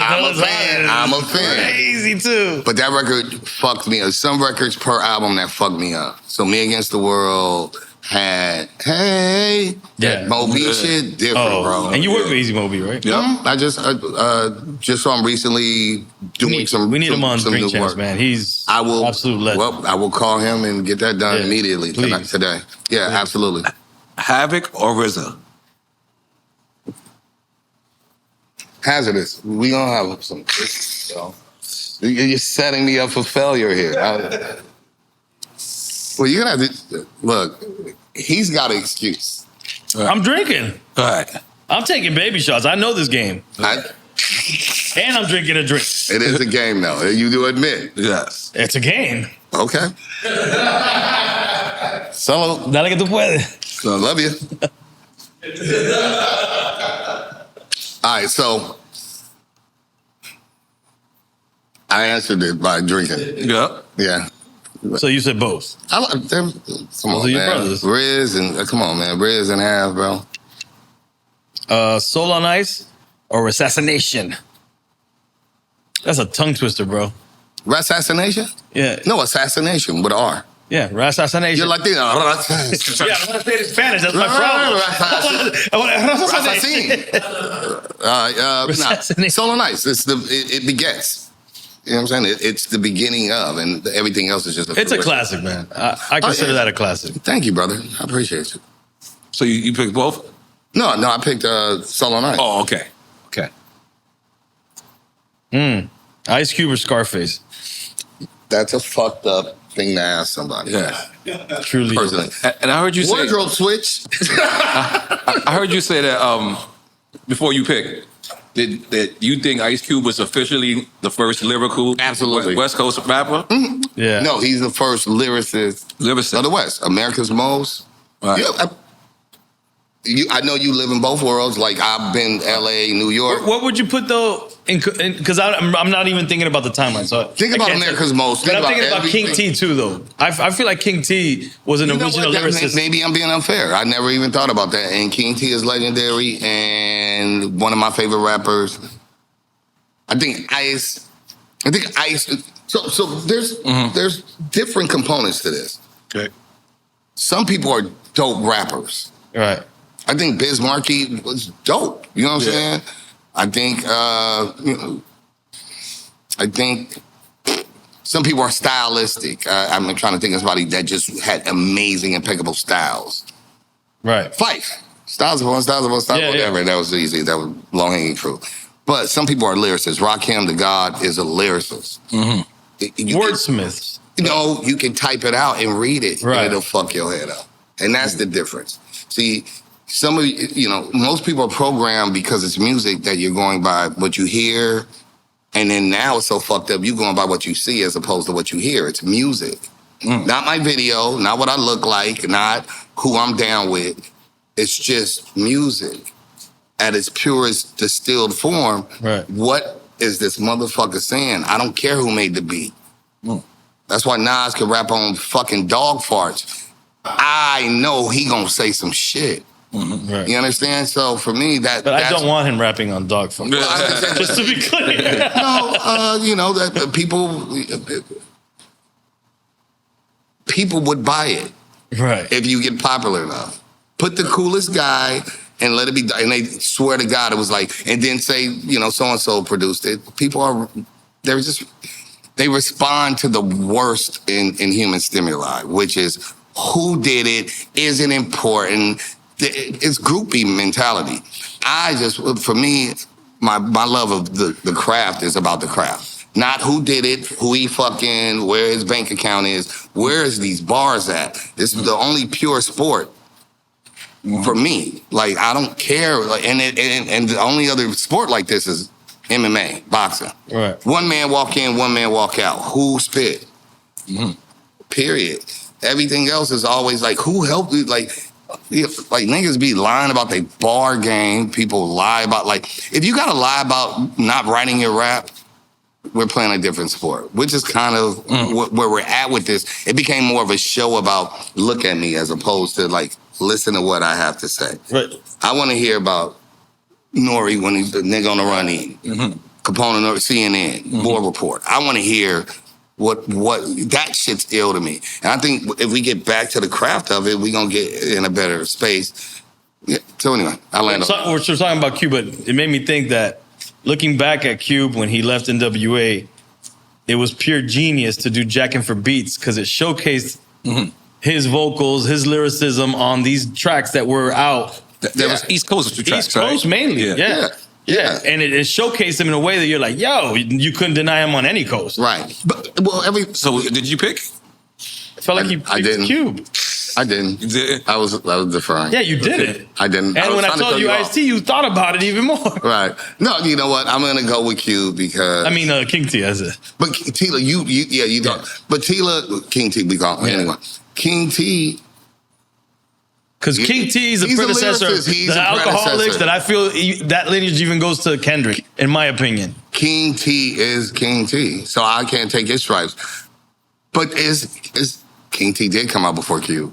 Yeah. He did, absolutely. King T. Act a Fool, all that, with DJ Pooh. Yeah. Facts.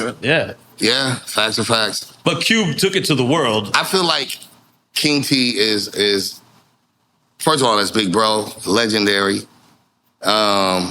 I think when I'm coming out in my era, my first lyricists to me. A nigga you love to hate, Ice Cube. The NWA shit I was hearing, and think about it back then, NWA always had a posse song at the end with no hook, which was a spitter record. Yeah. It's all the records y'all would have, like, you know what I'm saying? Like, on Pun, dun, dun, dun, dun, dun, dun, dun, like, it was always a posse cut where you burn down no hook. Niggas get it off, so. No, Cube was ill. I mean, every Drink Champs fans know that I'm a Cube fan. So. Yeah. So, you picking, though? No, I've been trying to defer. I was trying to see how drunk you were. Okay. Cool. So And listen, in Face, you can't take nothing away from Scarface. That's one of the. And he plays the guitar at this point. He's the illest. I've never seen a man cry till I seen a man die. I'm not taking any strikes. I'll do it. Yeah, I'll do that. Because they would do it too. They would take a shot for each other. I'll give you a funny Scarface story.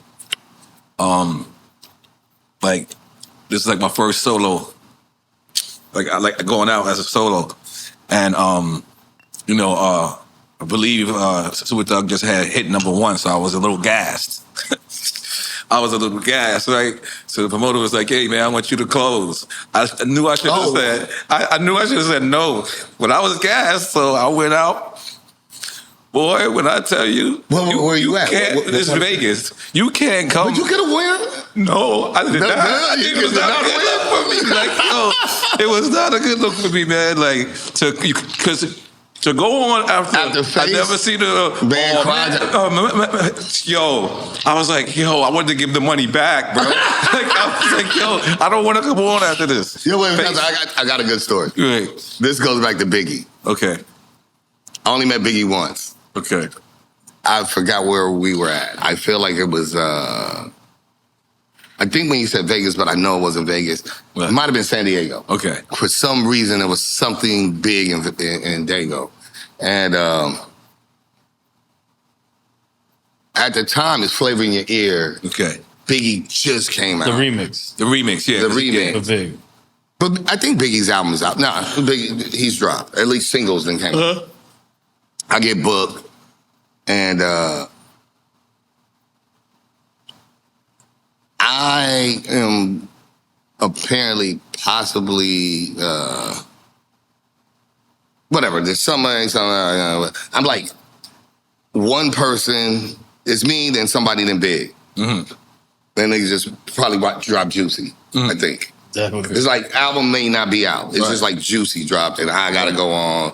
Then somebody. And you know who Big is at the time? Or, absolutely. Okay. Yeah, he's all over the place. Right. Even on the mixtapes before he dropped, it was right. I'm like, but he already got the Flavor in Your Ear shit. The Juicy shit already popping in L.A. Right. We on the West Coast. Unbelievable's out already too. But people didn't hear Unbelievable out here. No? No, hell no. They didn't play it in L.A. Really? Wow. No, bro. That was huge.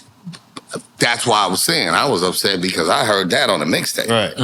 Just like Raise Hell from M.O.P. They never played that in L.A. I bought M.O.P's album for Raise Hell. Remember them niggas with the Biggie sample. But long story short, I'm getting on. I'm like, great. You know what I'm saying? I'm going to get on. I'm going to do my spot. I'm going to give him a little money. And I remember they was like, he got double booked, so Biggie going to go on now. I'm like, nah, he should go on after me, though. I mean, like, he should go after me, because I should go on before him. All right.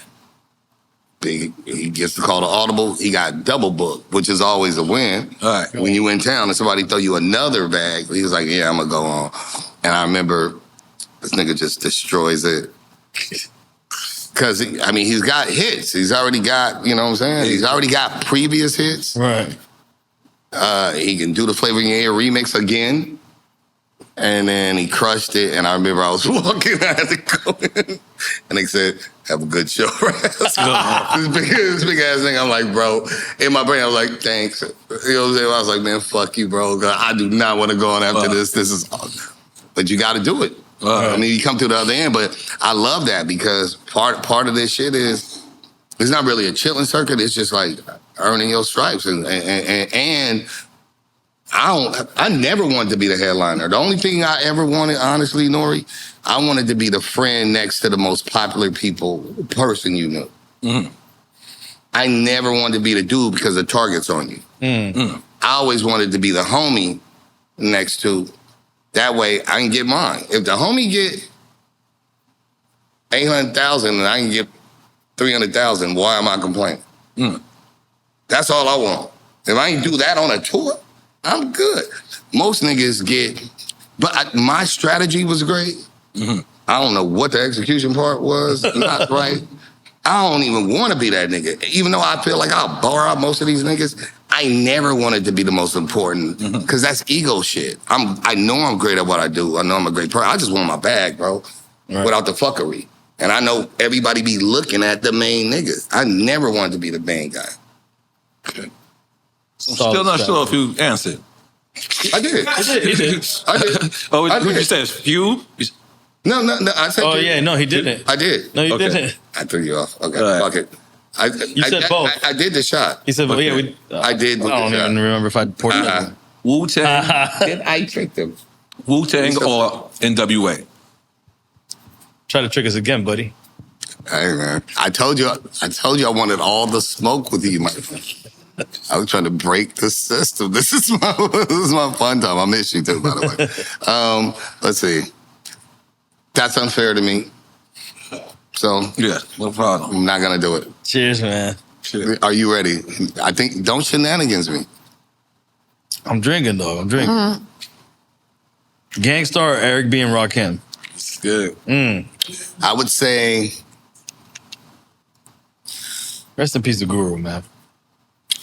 Yeah, I'm gonna go with Gangstar. With all due respect. Was that because you had more of a connection?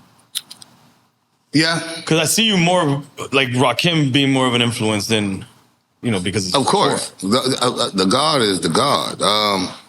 But like I said, when I was a kid, like I lost a record deal, so I was gonna get signed. Albie, Tommy Boy, all that. Tretch and them. I knew everybody at Tommy Boy because of Cooley on them. I came out of Juvenile Hall. Wow. And I had a demo before I went to Juvenile Hall. My record deal went to Farside. Wow. I've been really good at what I do for a long time. I just was trying to find myself. Wait, you said your record went to the Far Side? My record deal went to the Far Side. That would have been your record deal, and then instead they took the Far Side. Wow. Paul Stewart, not Rosenberg. Paul Stewart managed me. I brought Far Side to Paul Stewart. Wow. I'm in this situation. So for me, but when you're young and you feel like you'll get a million options and a million opportunities. So I didn't realize how valuable time is because you're young. You're like, I don't care. Whatever. At least I wasn't hateful or hurtful. I helped my friends. So I helped Farside. I helped so-and-so. Meanwhile, I'm still trying to find myself. I go fuck off. I go, put myself in Juvenile Hall and all this other shit. So, yeah. What the fuck were you doing there? You was getting juvie and all this shit. You're stupid. I mean, I'm not you. I'm in LA. My friends are gang members. My friends do all kind of shit. If they say slap him with the hammer, I'm slapping him with the hammer. You were gangbanging without being a gang member. What the fuck? Yeah, sometimes. And then the other thing is if you get caught, then you get caught. Right. And then the only person I would tell was my mother. So I would tell her, like, hey, this is what happened. Aside from that, you take it to the box. Yeah, thank you. Yeah, so even to this day, that was the rules. Like, if you do some fuck shit with your friends, I remember my mom said, your friends always get you in trouble. I was like, Mom, don't get it fucked up. It's my idea sometimes. I'm not going to lie to you. Like, of course, I'm going to tell the police that I'm innocent. And then they ask me who it was. And I'm like, I don't know anybody. So I'm always at fault. You got to take the par for the course. If you want to be out here and try to figure out everything that we have to learn. Sometimes we're harder headed. Friends try to tell you things. Parents try to tell you things. I've learned most things. I've realized that I have to learn how to be me. Nobody else can teach me how to be me. I have to go out here and go experience it. At least now I can speak on it and get better at myself. Right. Yeah. Sorry about that. Right. Mature words, man. Mobb Deep. Bit. Yeah. Mobb Deep or EPMD? Well, that's not that hard, but salute to EPMD. Mobb Deep fan. Good. Come on, man. They was drinking a Hennessy cup, so I was a little nigga, same age. Rest in peace. Yeah, rest in peace, P. I think in a lot of ways, if it wasn't EPMD, it wouldn't be MRFD. I totally respect it. Long Island and Queens. I'm a big fan. But for me, I remember Juvenile Hell. I bought that album. I was a kid. I bought that. Well, I stole that album. Yeah, that was the homies, bro. And which is crazy is even me and P ended up. Mm-hmm. We ended up locking in a little bit more initially. When P got out of prison. I got another good story for you. Okay. P gets out of prison. He's in Hollywood. And he's like, yo, come here. I'm like, what? Yo, come here. And I'm like, okay, nigga. But it's a big party. It's y'all party. He's like, it gets far. Anyway, he goes back. He pulls out what I'm about to pull out. But he got tops. Okay. So when P went to prison, he started smoking tops. That's tobacco, right? Tobacco. What is that? Organic? Yes. Yeah. Okay. It's British. Good. I'm British. It's what? British. Bread? Yeah, Ras Kass. Ras Kass. Oh, okay. Yeah, okay. Yeah. Or I could be a cowboy. I don't think Jane appreciates it. Or I could be a cowboy. But yeah, it was super funny. So I remember P was like, yo, duh. When you was, you know what I'm saying, ever since I met you, I always was trying to figure out what the fuck is wrong with you because you be rolling these little packs. Right. I was like, bro, ain't these shits fire? So we actually ate at the end, the last 5 years, P was smoking tops because in New York, y'all smoke tops, we smoke bugle. Okay. Yeah, so that was Is that supposed to be healthier? It's all fucked up, but it's better. Okay. It's better than a bogey, y'all call it stoves. Yeah. Think about it, the fiberglass in it. Yeah, supposedly the tobacco is healthier. It's a better tobacco. All right. They have different brands, but when you go to you travel your tour, same difference. That, but I don't like the filters on them because it's fiberglass. So I'd rather just get tobacco. I used to smoke beaties. Ew. Beaties were worse. Yes, they were amazing. Nah, they were terrible. But we used to do those too. And we used to pretend it was Bud. Oh, man. You guys are I got a headache as soon as he said that. Did any of you like beaties? Do I got anybody? Nah, we used to cop them. You know that they busted out saying that tobacco is healthier. Right. The tobacco's healthier than they're trying. This what? You know the internet's crazy. Everything is backwards, forward, and tops up. Right. But now they're saying if you think about it, the Native Americans used to smoke tobacco, and now they're saying the only reason tobacco got dangerous for our health is because they put the filters with all the shit in it and all and the nicotine and all the crap like that. It's facts. So it's not facts. I can't factually prove it. But think about it. Every time government wants to regulate, they add shit. Think about it. Cocaine. No, it's not a bad thing. Wait a minute. Cocaine was in our Coke and Coca-Cola. And it originally was a medicine before it was a soda. What's been killing America? Synthetic. When they do it, they make the fucked up version. They outlaw the natural to create an unnatural to tax you. Like you know how we talk about the sage stuff? And we're wondering if sage does anything. They said supposedly scientists found out that sage, that smoke, actually clears out certain bacteria in the air. Our people have been on this fucking planet since they would do it. I don't trust the government. I trust people's cultures. Right. Old cultures, way older and more ancient than our modern day pharmaceuticals. They're called DEA, drugs. They're the drug dealer. 100%. All right. But we didn't say it here, so please relax, buddies. So that's the last. And then we go back into the interview. Absolutely. Loyalty or respect? Loyalty. Okay. I want loyalty. Tell me why. Respect has gotten me where it's gotten me, but loyalty would have got me more. I think when people are loyal to a cause, you can accomplish more. Okay. People respect because they have to. Loyalty is given. Okay. Let's take a shot, though. Yeah. Respect that. And I'm going to take a piss. All right, good. All right, so let's get into the new album. Yes, sir. Let's get into the track list. Where's the track list at? Hey, you want to look at the track list? It's hard to read that shit. Yeah, it is. We're not reading that shit. You're never going to be able to read that shit. It's not a vinyl. That shit's fucked up. Yeah. Okay. Well, ask me. Just ask me a question. I'm saying, how did this come about? You were not trying to get people to read this, bro. Yeah, let me see. No, if you read this, you got amazing eyeballs. Tyler, ask me about the back cover. Okay, it's hilarious. Wait, this is the back? Oh, this is the back. No, that's the back. That's the back. That's the back? No, that's the front. Okay. Ask me about the back. Oh my God. Yeah, Don't you know that picture? No. You know that picture. Let me see it. Let me see how much I'm modernized. You know what I just tried to do? For all your people, we'll do a big cutout so you can see it. Right. You know this picture.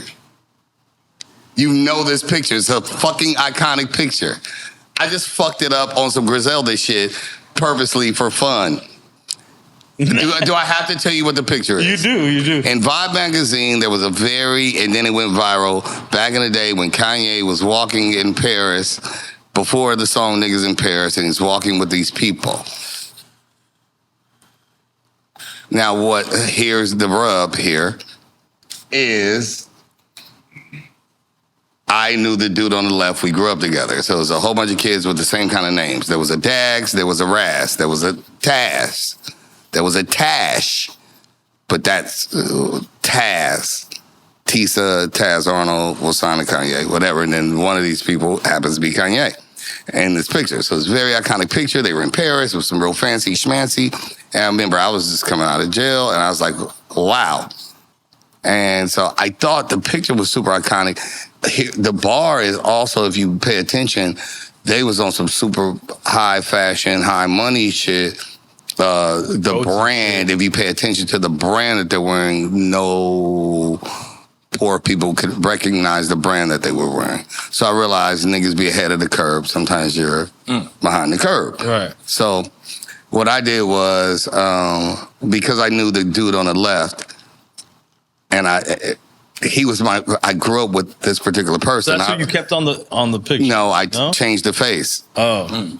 I put Jaguar Right, which is... I didn't even notice that. It's hilarious. Oh, and so it's all hilarious. So Leopard Eats Face, and I keep doing shit. I said I Griselda. You out of control, man. Yes, I am. I don't ask for permission. I ask for forgiveness. Well, I gotta see. That's Jaguar Right taking Taz's Arnold's face. And it's hilarious. So it's an inside joke. I'm an asshole. Looks crazy. It's so funny to me. So I'm waiting for Taz to get mad at me. I said I would ask for permission. All right. I said I'd ask for forgiveness. I don't ask for permission. Right. So I took the iconic picture and I made it work for my construct.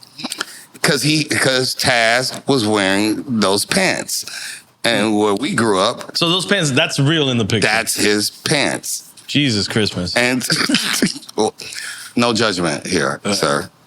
People can be who they want to be and they can express themselves. No, absolutely. So anyway, I did that. And then I just showed it to a few of our friends that we have mutual friends. I was like, are you going to show it to Taz? And I was like, never in life. I'm going to do it because it was already in every magazine. It's fucking to the world. Right. I'm going to just change his face and everybody else, I'll just blur out their fucking faces because it's Leopard Eats Face. He had the fucking leopard pants. Right. Fuck it.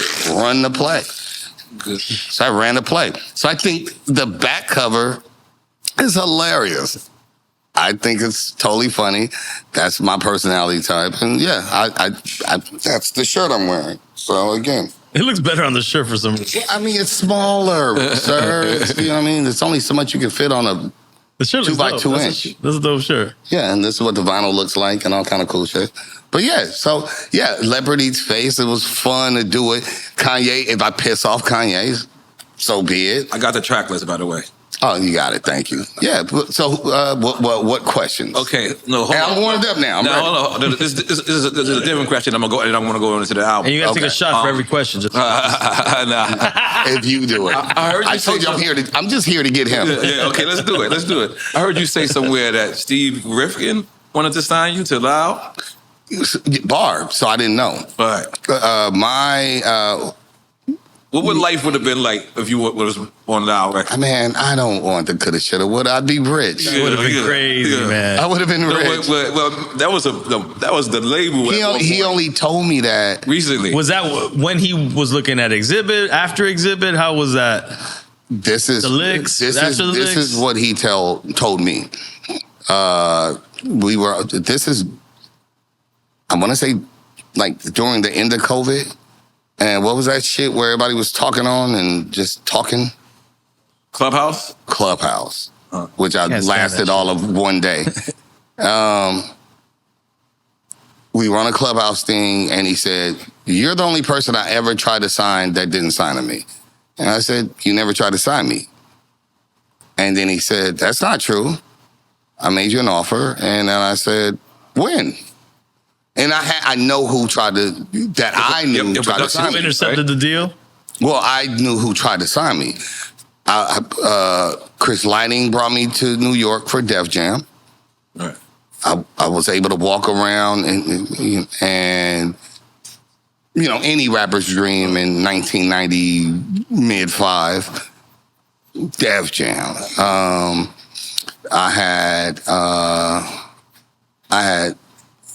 I think Loud was hotter than Def Jam in 95. Me? Wu-Tang? Just hear me out. Okay. I didn't know about it. It didn't come out until 97. What I'm saying is, it's not on the table for me. I know who Priority Records is giving me an option. Right. Def Jam gives me an option. Def American, which is Rick Rubin. Mm-hmm. Rick Rubin used to pick me up in Carson. Wow. And a Rolls Royce. So he left Def Jam. So he created American, but it was Def American. Then it became American. He used to did he have on shoes when he picked you up? In a Bentley. He looked like Santa Claus, and it probably looked really crazy. This little black kid getting into Jesus Christ, man. It probably looked crazy. Like right now in the landscape of things, right now, it sounds neighbor. But he would give me. He would pick me up. I don't want to get off track. I'll land this plane. But Rick Rubin would pick me up and give me demos of unreleased Beastie Boys and LL Cool J records. Wow. Invested in me, believed in me, which is why I did the song with Chino XL. Rest in peace. Right. Because I didn't sign to him. And it was one other option. So I had 4, like a bidding war. You know what that is. You know what that is. So I had a bidding war. I never heard Loud because I would have just picked Loud. Mm-hmm. So when Rifkin said that to me, I was like, you know what I'm saying? Like, whatever. This is only like 4 or 5 years ago. He's like, you're the only artist that never signed to me that I made an offer for. I said, well, lies you tell. I'm like, bro, you ain't never gave me no offer. He's like, no, I gave an offer and da-da-da-da-da. I was like, bro, I never heard that. I would have took less money and signed to you. Mm. You know what I'm saying? And I know who didn't tell me because they wanted the money. Yeah. The production company. Less money, right? The production. They thought they were going to get somewhere else more money. We got more money, but the production company that didn't produce shit wanted money. They gonna hold you out. That's what an artist is. Ultimately, you didn't produce nothing. You just wanted what you wanted and fucked over mine. But yeah, if I would have had that option, what could have been? Man. But to be honest, it was before Exhibit. That's what he told me. Before Exhibit, but after the licks. Yeah, of course. The licks were through King T, then the licks. Yeah. And then I was, I had an opportunity. I came back out. I was doing well. And then and obviously, what could have been. But yeah, if my mama was my daddy, you know what I mean? Because imagine the Alcoholics, you and Exhibit all together on Loud. On that. Well, just think about RZA is the first person that clears my first white label because we wanted to sell it. Right. What was it? Your first white label. My first white label I ever put out, I sampled Method Man. You don't know me and you don't know my style. It's called Remain Anonymous. That I produced it, and then the B-side was a song called Won't Catch Me Running. But then it was doing well, and they was like, we should try to sell it. So we had to clear the sample, and RZA cleared the sample. That's dope. We're the first people that ever sampled Wu-Tang that cleared it. because RZA was like, I fuck with Ras. And I credit Killer Priest. Killer Priest, we're kind of in that same bracket of, you know, the year we come out or we're starting to pop. Priest put RZA on the Ras Kass, and then RZA always fucked with me to this day. Like, you know what I'm saying? Like, I'm very blessed because I had people interceding and saying like, bro, a good nigga, or bro's talented and he ain't a fuck boy, or whatever. So yeah. But if I would have sounded loud, yeah, what could have been? Yeah. Too late now. Unless you know how to do some DC, Marvel. The alternate universe. Yeah. Yeah, that guy. There's Ras Kass loud. That guy's like fucking rich and an awful person.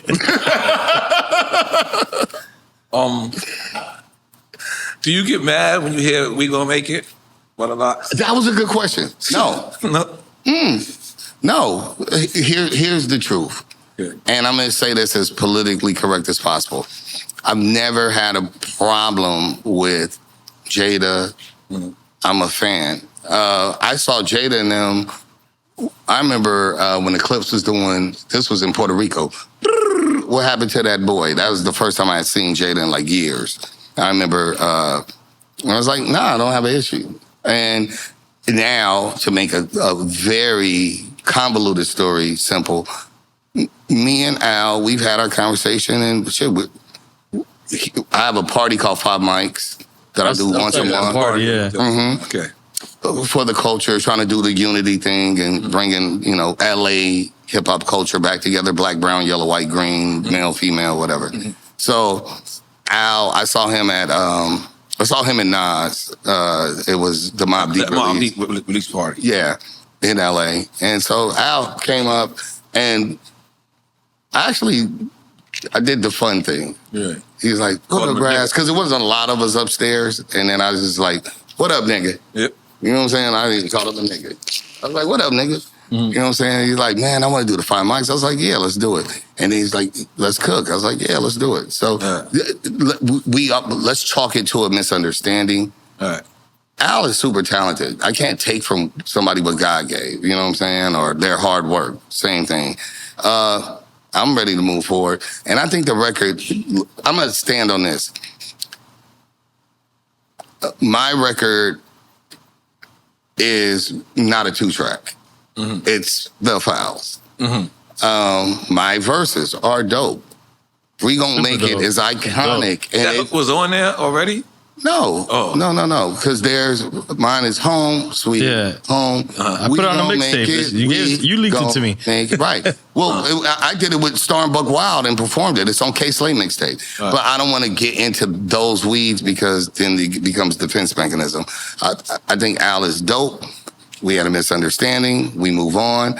I want to do a song with me and him called Bury the Hatchet. And he was like, yo, we should cook. I was like, yeah, let's cook. Let's move forward. And on No Days Off, we did a record. On his album, we did a song where we killed it. We had so much fun. Yeah. So we need you guys. I don't want to live in the past. I think what Styles and Jada did is amazing. And two things can coexist at the same time. So great record. My album didn't even come out. My album on the label didn't come out. That was Vanguard? That would have been on Van Gogh. Okay. Yeah. It would have been on Van Gogh. Okay. And so, yeah, my album, because of my label shit, so at least the record. Wait, that album never came out? It never came out. Van Gogh never? Never came out. I put it out later. Thanks for telling my enemigo. Yeah, we had physical copies of this, like with the artwork. But that's when Capitol was buying out the other half. Right? Well, at the time, Priority was independent, and then Brian Turner owned 51%. They bought him out, and they got the other 2%. So he became 49, and then they were making it Capitol. They were like, we're going to close down Priority and just make it Capitol Records. Only a few people made that cut. It was like Snoop Dogg, me. We got slid in with like Faith Evans or whatever. So it was only like 6 artists, but that was the whole journey. So my record didn't get promoted, and then we went from Van Gogh, we went into Golden Child. So I took certain records off of here and then went into the Golden Child with Premiere and all that stuff. So it was just all this corporate shit and just trying to make it be okay. But ultimately, my point is, at least we gonna make it exist and the shit fire. Was that the only record you did with Alchemist?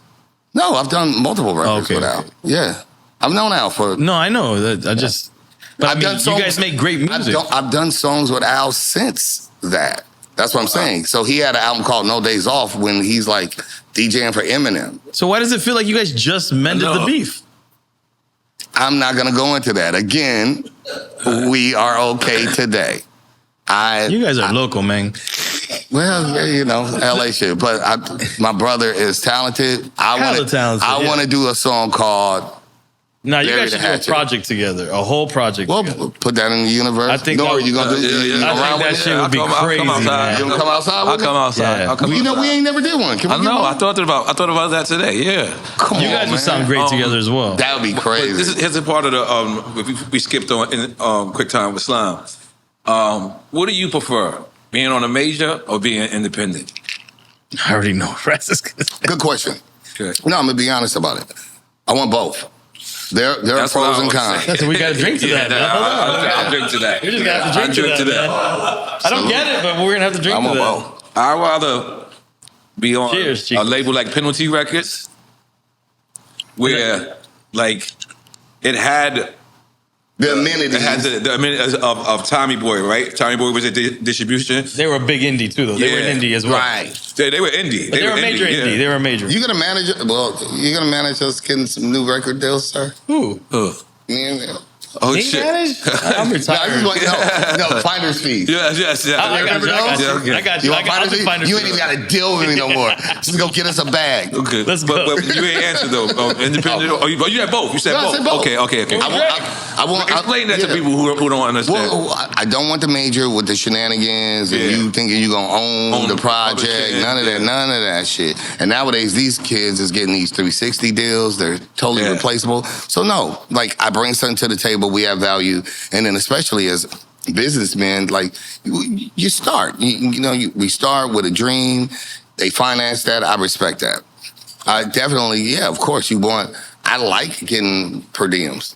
Yeah. If you know, you know. Yeah. But I don't think that exists anymore, man. I'm telling you, some people still getting per diems. No, I'm sure it does exist on the top tier. No, these young, some of these people getting deals, but they just, so the young kids, my homie is, he does tour management. Right. For major people. Chris Brown, whatever. Right. Whatever. He's like the young ones, they just want to be on privates. They want a hotel and a private. Right. Because they can say they was on a private. Right. Private plane for people that don't understand what and they create content by doing that, though. Right. Yeah. Right. But he's like no one gets on the private without filming it. Right. All of them. It's for that stunt. It's for, they're stunting there.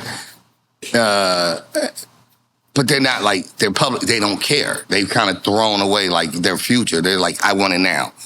Like you seen that commercial, it's my money and I want it now. I think it's not my money and I want it now. That's short-sighted as far as I'm right.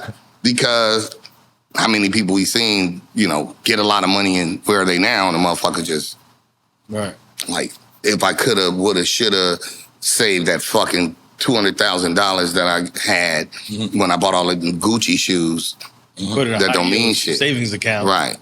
So it's I want both. And it's okay to dream and want both, or not dream, to plan or strategize for it. I would like a small indie with enough money to finance. I don't need a lot of upfront. I want you to make sure that you're going to support this project, and then when it's time to fucking move around, you're going to help move around. Would Rock has been that in your mind? Yeah, and Raucus was always great and supportive of his artists. Look at how everybody landed. Quali still do business with the owner of his company. I mean, they got Up Rocks, you know what I'm saying? Do big things. Yeah. Well, having those kind of friends, it's never over. There's a few dope indie hip hop. Mass Appeal. Right. Mass Appeal is doing an amazing thing. Yeah, doing amazing. You know what I'm saying? I love what they're doing over there. Like I said, Mobb Deep, De La, I mentioned it. So, yeah, I'd love to find a home that gets it. Yeah. Allows me to be myself. I don't want to create the chicken dance or some other shit to try to get on. I'm not 14. I'm not I'm not no weird kid, but I can see you on Mass Appeal. Shit, Yeah, I definitely could see you on that legend run they're doing, which I feel like they're going to continue. Well, they don't have nobody from the West.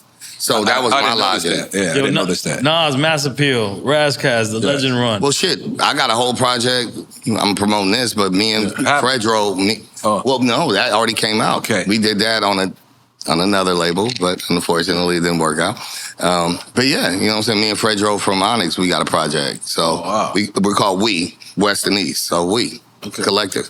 So, I mean, I'd love to place it and get a home. What made you do a whole project with Havoc, and were you critiqued as being a West Coast artist working with East Coast? First of all, my bros, like I said, I was closer with P back then. You know what I'm saying? Just through the whole Mob Deep shit once I got my deal and just knowing them. But I want to say before COVID, one time we were in Dallas and I got booked to host. He got booked to perform, and we were chilling. And we like to sing. Yeah. All right, fuck it, I'm gonna tell the truth. We're Eskimo brothers. What the fuck is that? You don't know what Eskimo brother? This nigga know. Yeah, you kissing the If you know, you know. Never in life. So anyway, when you know you got the same Crazy Hood shit? you know what that shit means. Crazy Hood shit when N.O.R.E was there. Right. So You throw us under the bus, you on the bus, buddy. You throw us under the bus, you're on the bus. No, I'm not under the bus. I was never in the bus. Most industry niggas is an Eskimo brother at some What point. the hell? That means you share I something. see the same. Oh, you didn't knock somebody that somebody else knocked. Okay, yeah. I don't think anybody ever put their relationship out there. We're Eskimo brothers. All right. So, anyway, we sitting No there. disrespect to Eskimos, guys. I know that was racist. I didn't make the term up, but on some real shit. So we were sitting there talking. We DTF, Dallas Fort Worth, and like I said, always been a big fan. Always been. Some people like sooner than others. You know what I'm saying? That should have been the name of the album, Eskimo Brothers. Never in life. Never. Let people think about what it is. Take a DNA test and see how many. Whoa. See how many. See how much. You live in Miami. How much scum back into y'all got over here? Yeah, niggas. It's nasty work out here. Yeah. Hey, Miami life. Right, Miami life. Ain't that nice? F the poor ice. That goes well nowadays. Right, exactly. It worked well. No, but I'm just saying, so we actually, I had told him my thoughts. I was like, P's gone, and I hope I'm saying this with all due respect and dignity. I was like, yo, P's gone. I was at the funeral and all, you know what I'm saying? Because we were together the day P passed. I was too. I was in Vegas. Right. I was in Vegas too. Yeah, we was on Art of Rap. Right, exactly. Art of Rap. Yep. And so across the street, yeah.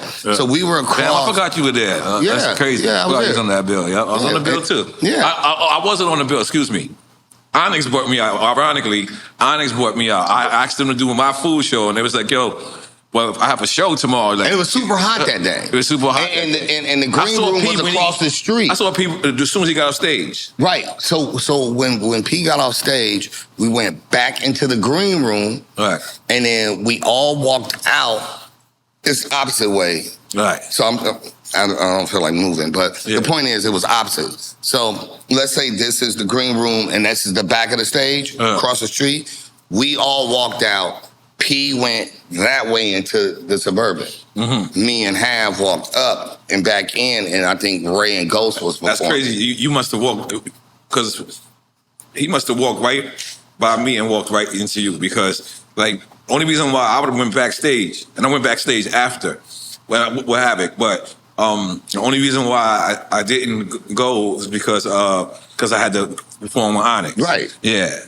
And I saw them too. Yeah, because I remember, you know, I hope I'm doing all this justice. When I first walked into the green room, which was across the street, I saw Hav and P. I saw Ghost and Ray, and P was a little irritable, right? And I thought he was like kind of upset. You know what I'm saying? And I'm like, not at me, just, niggas be having a bad day. Right. So when I'm like, oh, what up, man? Nah, we all talking and shit.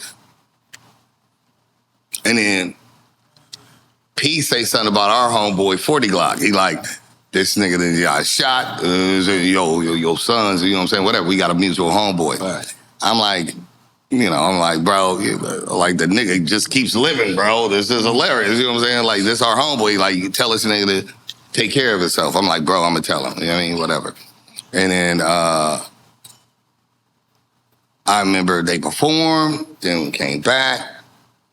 And then I remember we were gonna walk, and it was mostly in that green room at the time. It was maybe the 5 of us, and I was gonna get this picture. I was gonna be like, "Yo, let's flick it one time." Mm-hmm. And I was like, fuck it, I'll catch him because I knew, it was still gonna go on. Like I knew I think it was a Jersey show. Yeah. Like 2 or 3 days later, I'm like, fuck it, I'll just do another picture. You'll catch him later. Yeah, plus because he had said like, nah, it's my sickle cell shit. He's like, this shit fucking hot, it's fucking with my sickle cell. So I'm like, cool. Like, let it go. And we walked across. Me half walked up. P and a security guard walked that way. And we just never saw him again. Yeah, and so you just never know. For me, it really was one of them times where, like, somebody I really genuinely, first of all, just growing up, looking up, like, we same age bracket, but I'm a fan, I'm a brother. I would hope saw me as a friend. You know what I'm saying? So that shit is important. Like, all the hype and hoopla shit don't mean shit, like, to me, if it ain't genuine. Some people fake love you, and, like, I really love bro. You know what I'm saying? Like, that's my bro. To fast forward that and tell something about what happened with me and Habit, we were in Dallas, and my whole shit was like, I don't want, I was like, P can't be replaced. Prodigy cannot be replaced. I was like, but you got them beats. So I said, find somebody not from Queens, find an East Coast nigga, so at least we get, you know what I'm saying, that shit. Right. Like, I need my fix on you know what I'm saying, but it can't be the comparison. You can't replace P. Right. That's my nigga. You know, like, it'll never be Mob Deep. It ain't gonna never be no Mob Deep, bro. Right. Like, Mob Deep is y'all niggas. But find me something and give me that vehicle, that kind of music to hear that type of shit. The energy, the same energy. Right, because you sitting on, you cooking. You know what I'm saying? And so we talked about it. I remember we talked about it. And then fast forward like 3 years later, Hav and Storm hit me like, what's up? I was like, well, we need an East Coast nigga. That's why the RJ Payne guy. And I was like, fuck it. Well, why don't we just do that? Because it ain't no comparison. We just want the production. And then we gonna honor P. Right. So our job is to be there and be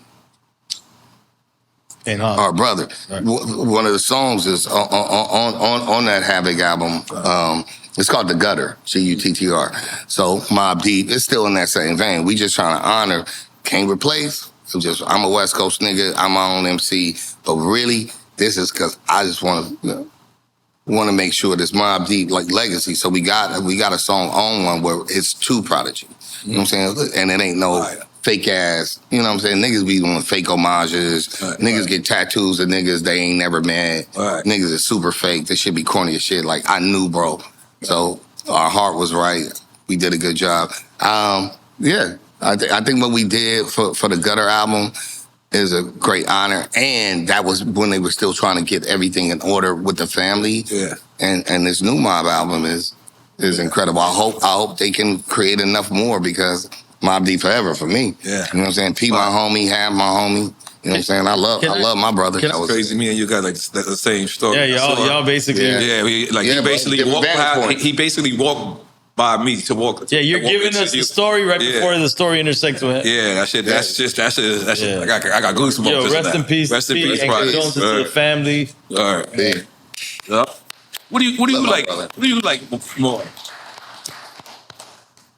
Making the record or performing the record? Two different animals. Okay. I love the creative. Okay. I love sitting in and like being with the producer and being with the people, like that shit, that animal is crazy. Right. You know what I'm saying? Because I remember Dr. Dre saying, like, throw it against the wall if it's stick, it's stick. You know what I'm saying? Like, it's cool to make something and think it's cool. Right. Until your homies come in and be like, no. No bueno. But if they're dope people, they can tell you why, right? So I might make some shit and then the homie's like, drums is whack. Right. I'm like, well, then fix them. See, I like people I can talk to like that. Like, fuck it, fix it then. So with EFN, if he's like, I don't like them drums, like, oh, fuck it, fix it. Hazardous, fix them fucks. You know what I'm saying? Right. Do it. Don't just say like, I didn't like it.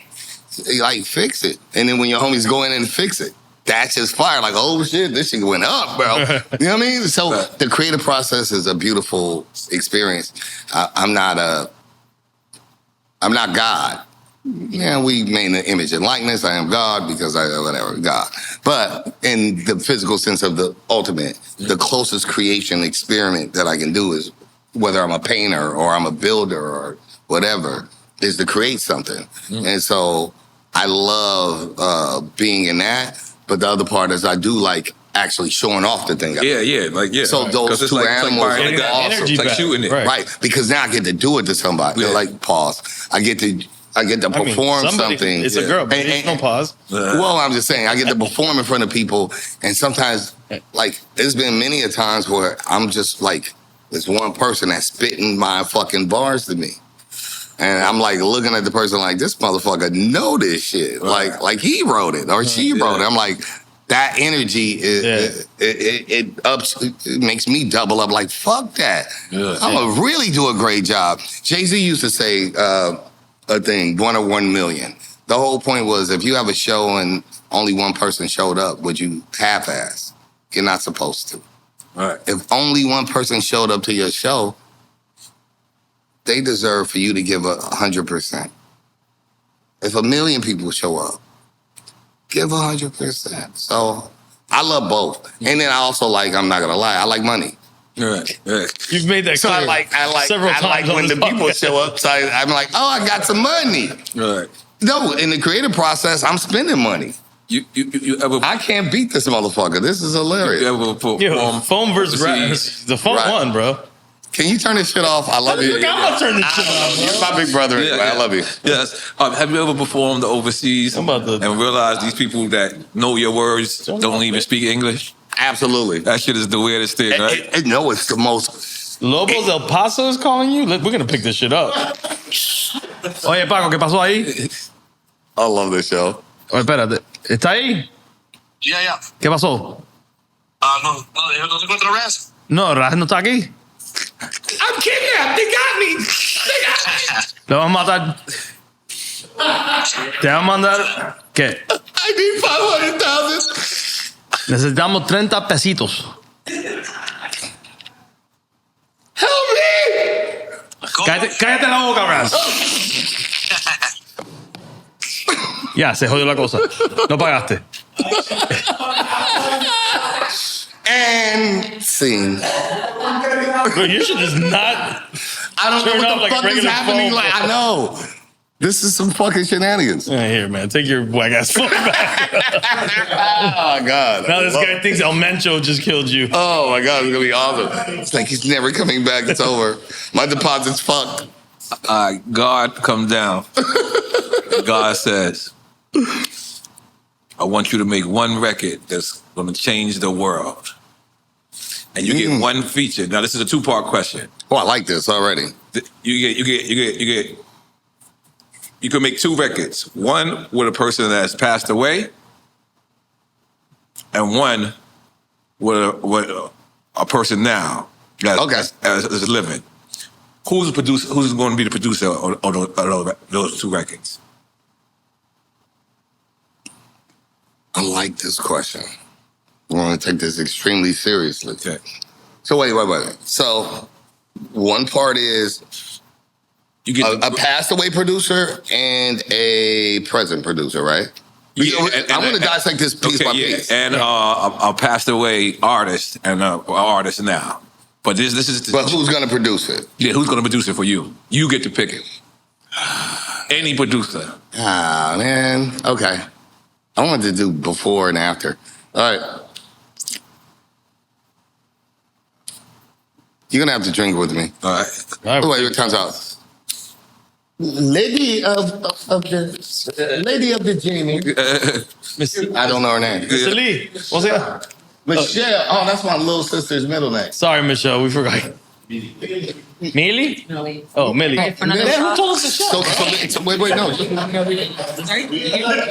Yo, Mr. Lee told us Michelle. We're sorry, Millie. You okay? This guy doesn't even know his own name. I'll give you your full, Okay. All right. So yeah. So that feature.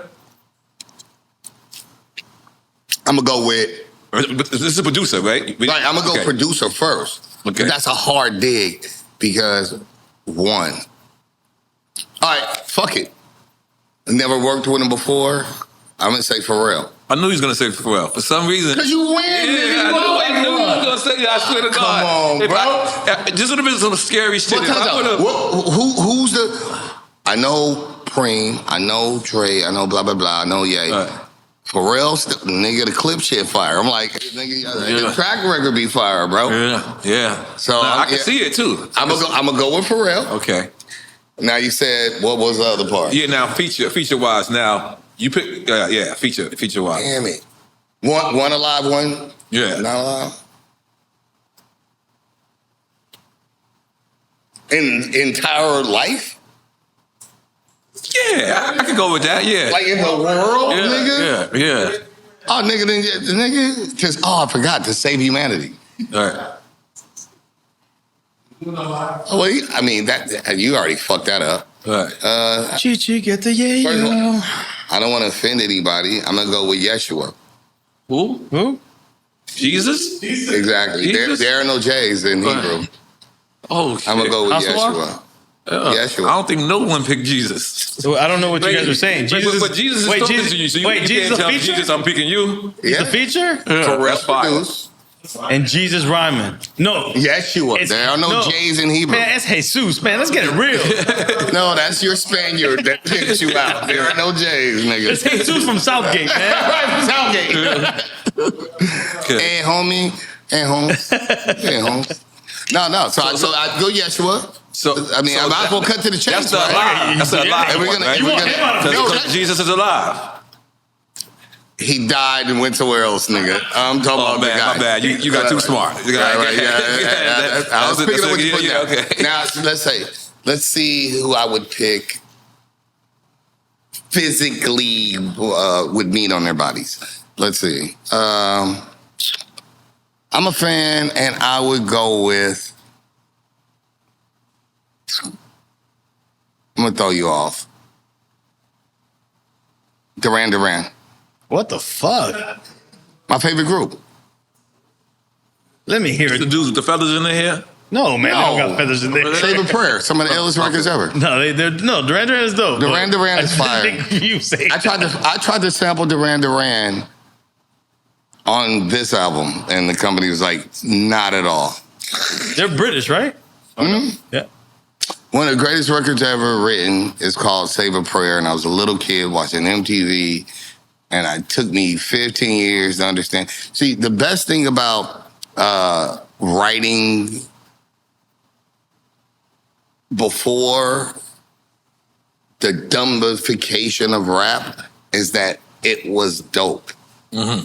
Rock was written well because we created rock, and these songs and R&B and woman to woman, like people are talking. They talking that shit though. They talking like, I'm fucking your nigga. Like they talking about real shit, but making the shit sound amazing. Mm-hmm. It just became now where it's like, I'm a whore, I'm a dude, and you fuck me, I'm on you. That shit corny. You know what's so crazy? It sounds like a hit record right now. Yeah, because your ears trained into monkey time. It's programming. So they used to write grown ass shit, fire shit. Right. And Duran writes really interesting. It always resonated with me. I tried to sample it twice. My company was like, never in life. Wow. Yeah, they're like, I was signed a Capital Priority record. I'm like, come on, bro. It's like, nah. Well, you need to go after that. Well, you asked me, in my perfect world, Pharrell to make the beat, I get Duran. Are they still around, Duran? Are they still alive and well? Yeah. It's like... Holla at them. So here, I challenge everybody here for this one. There's a song that I heard as a kid, amongst all the amazing great records. Duran had a record called A View to the Kill. I like James Bond. I like the nigga was a cool nigga. He kill niggas. He always get the bitch. So I liked James Bond. Do I see myself in James Bond? No. But in my James Bond, you goddamn right. Right. Right. Now, Duran would do the music to a few of them. And he had a song, it's not he, it's them. There's a song. But it's really them, not them. Huh? They. No, it's them. They, them. But the point was, one of the greatest records, it took me 15 years, like, to even understand the context of the record. And that's what I think. I think layers are incredible. When I can listen to oldies and hear like, oh shit, I'm old enough to really understand what the fuck I was hearing. Like, I heard it because it sounded catchy, as opposed to like, oh, I'm living in this. Like, I caught a Rakim bar from the first album, like four years ago. No, less. And I wish I should have wrote it down. I was like, I finally got the bar. Right. I like that. Now, if you want, I walked down the street, I'm a whore. I killed him yesterday. I shot. It's monkey talk. Grow the fuck up. I get it that they trained you to do that, but I like shit where, like, even the lowest form of energy is more complicated than one simple thing. So I like when I get to go back to people's music and get more informed, or get growth, because I thought the point of art, as I look at it on this wall, as I see it amongst me, is to learn from it and to grow from it. If it's just a thing, then you're a cheeseburger from McDonald's. I'm not no fucking cheeseburger. We are exquisite art. We do exquisite shit. The fact that you can move from what you did, you know what I'm saying, as a Queens nigga, you know what I'm saying, and really go from CNN to go into, you know what I'm saying, I do have a joke about it. Okay. But no, to move into your culture and even do reggaeton, you know what I'm saying, to have growth, to build, you know what I'm saying, well, y'all on your 10th year. For you to grow, that's the love. Don't never be relegated, and I'm kind of in it. I'm in that. I'm in my love zone about the art. Like, fuck it, because at the end of the day, when we go, all we gonna leave is this. Right. I mean, so I'm gonna leave excellence if I can. What's your stance on ghostwriting? Here's my stance on that. Two different sports. So water polo is not regular polo.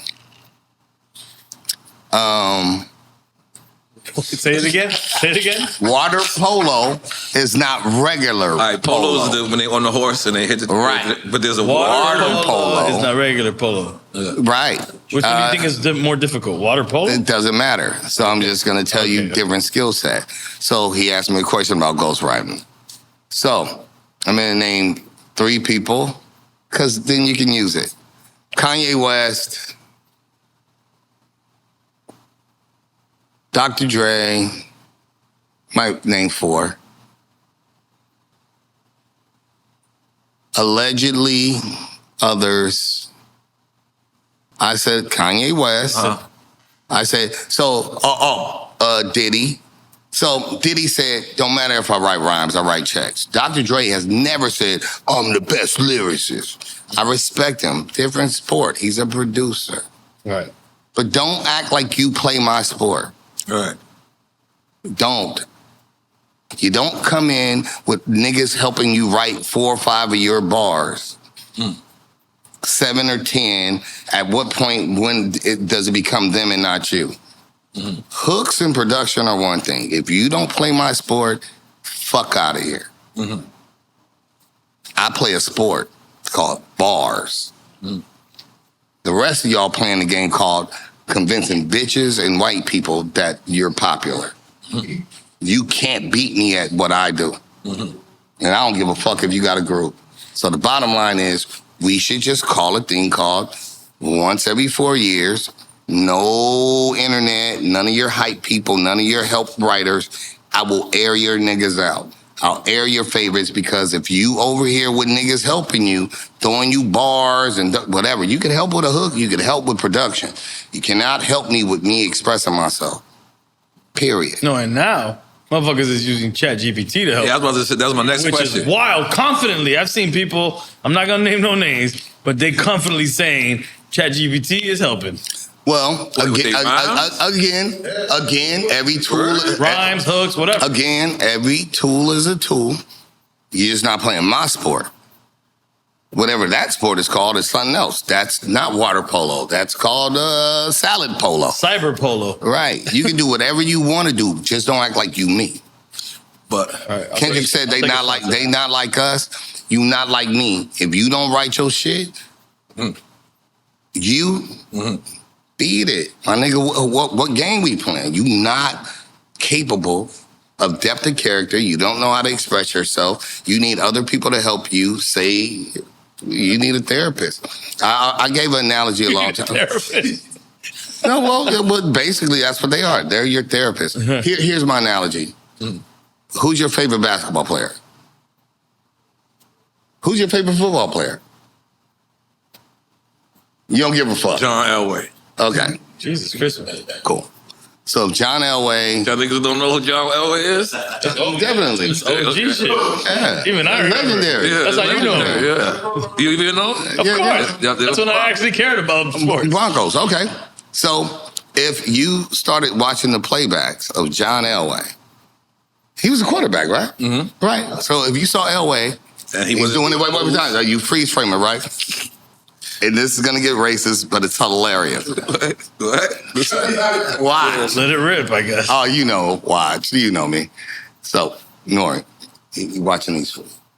A little Mexican nigga throws out of Elway's hands, and he really throws it. What? A little Mexican guy? A little Mexican guy, because I'm from LA, and those are my brothers. So if you saw a miniature little nigga, come on. He just happens to be Mexican in my analogy because I'm from LA. So I think it's Elway. You're like, but it's not really him, is what you're saying. Not really him. It's a little nigga that comes out. Little bitchy nigga. In my analogy, he happens to be Mexicano. He comes out. Bomb. I want Elway. I don't want Elway. I want El Pedro. I want the little nigga. I want the little nigga that threw the bomb, bro. Right. I like that guy. I want the little nigga that did the shit. Because you the big guy that looks like you doing it. They need each other. No, fuck you. Because the little guy, imagine he's on the floor, you can step on him, bro. You're fucking this analogy. I like the real one. You can...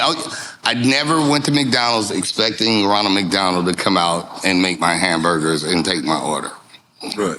But for real, I did expect, it's called rap. If you can't write them, you're not like me. I don't want you around here. Get me the nigga that's doing it. Why is it accepted in R&B?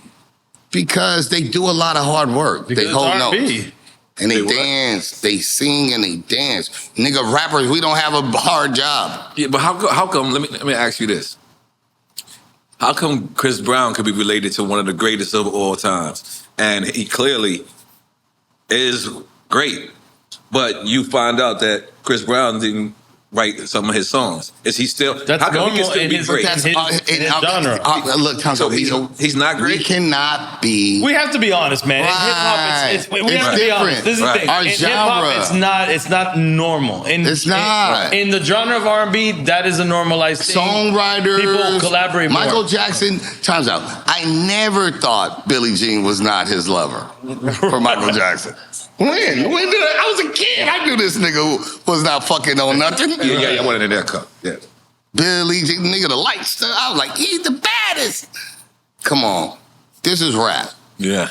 At some point, are we gonna have some accountability here? And the thing is this, although it is true What? That there's ghostwriting in hip hop. Right. Although it is true. From the beginning. Although it is true. This is the thing. This is where we have to be understanding of it. But we should be honest here. No, although it is true, the overlying rule in hip hop, a true MC does not have a ghostwriter. Yeah. That is the overlying rule in hip hop. But one of our best groups of all time, who? NWA, said, Ice Cube write the rhymes that I say. Like I didn't even know what he was saying back then. When I thought about it, I was saying, "Holy shit!" Hell to the niggas from CIA. But that was only Eazy and Dre. But I'm gonna be honest with you. Eazy-E and Dr. Dre gets away with it.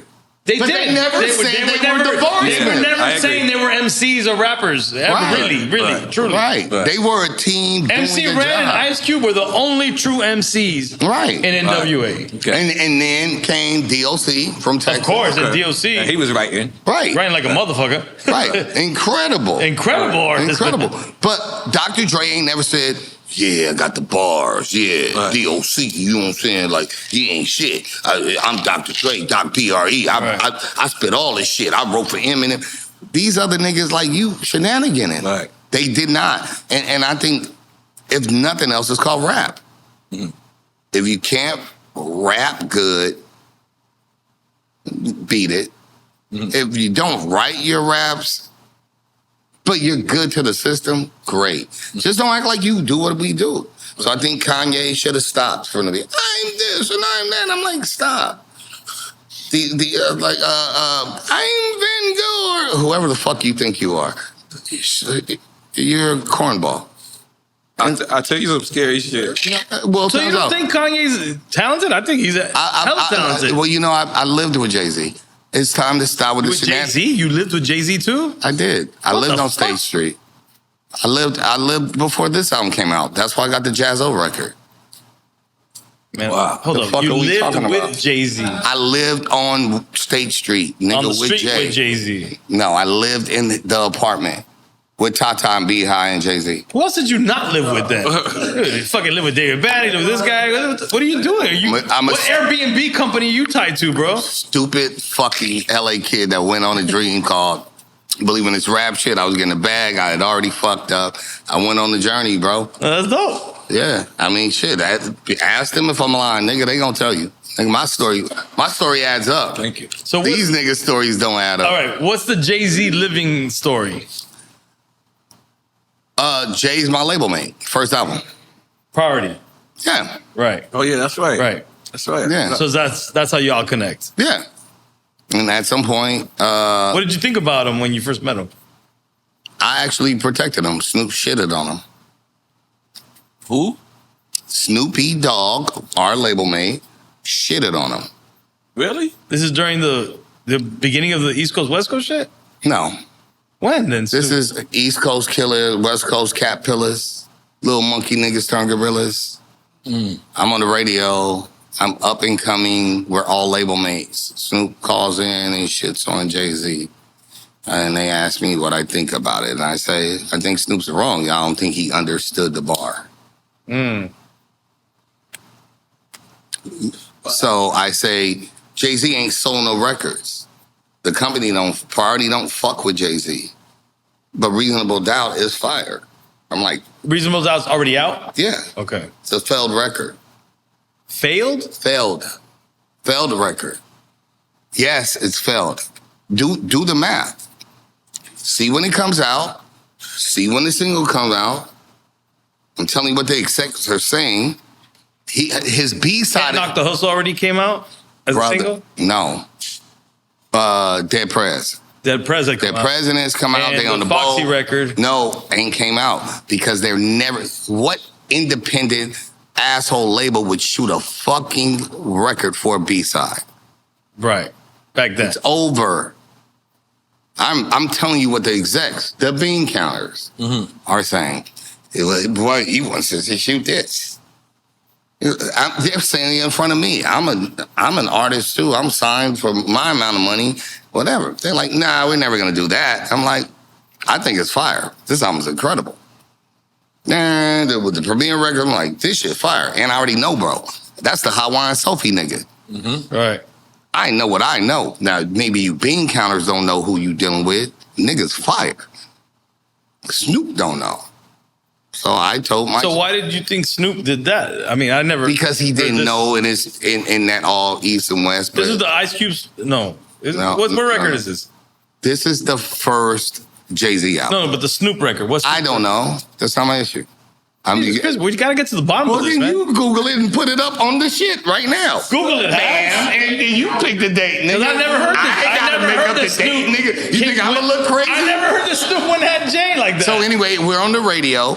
And Snoop says the shit. And he's like, I didn't like what Jay-Z said. Oh, God, you know what I'm saying? I'm like, and I'm happen to be on the radio. And I'm just like. But that line, East Coast Killers, West Coast, that was on Reasonable Doubt? So that's Dead Press. Oh, okay. No, East Coast, West Coast Killers, wasn't that the Dre shit on Aftermath? Are you tipsy or are you fucking with me? No, I'm serious. Okay, so. With Karen Swan, on Dead Press, he says. Oh, you mean Jay-Z East Dead Coast, Presidents? Body Ears, West Coast, Cat I got what you're saying. Okay. Little Monkey Niggas, Tongue Gorillas on Dead Press, which is one of my favorite records. I don't like the remix. I like the original Dead Press. We have to talk very clear. When you say Dead Press, everybody's going to think you're thinking about Dead Press the group. Oh, no. So Dead Presidents, the record. Jay-Z's Dead Presidents. Yes. So they all come out around the same time. Right. My album,